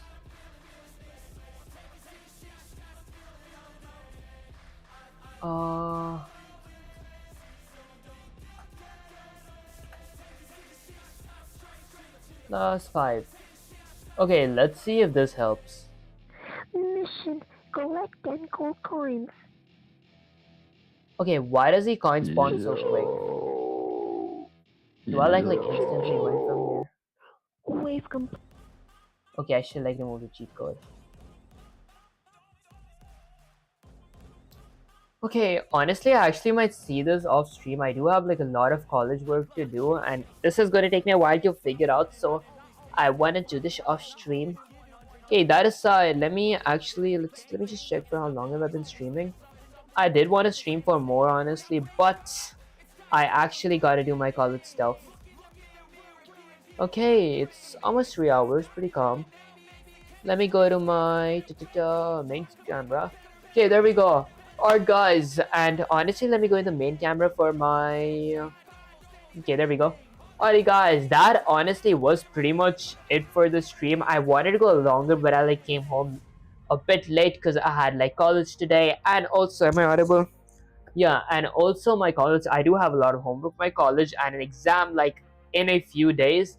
That aside, if you guys enjoyed this stream, don't forget to like, subscribe. Like helps my algorithm, sharing makes you smile, and subscribing is like a cherry on top. And guys, I did start dual streaming on Twitch, Kick, and YouTube at the same time. So if you guys haven't followed me on Twitch yet, Twitch and Kick, and you guys enjoy my content, make sure you guys follow me on Twitch and Kick. And if you guys haven't subscribed to me on YouTube, make sure you guys subscribe to me on YouTube.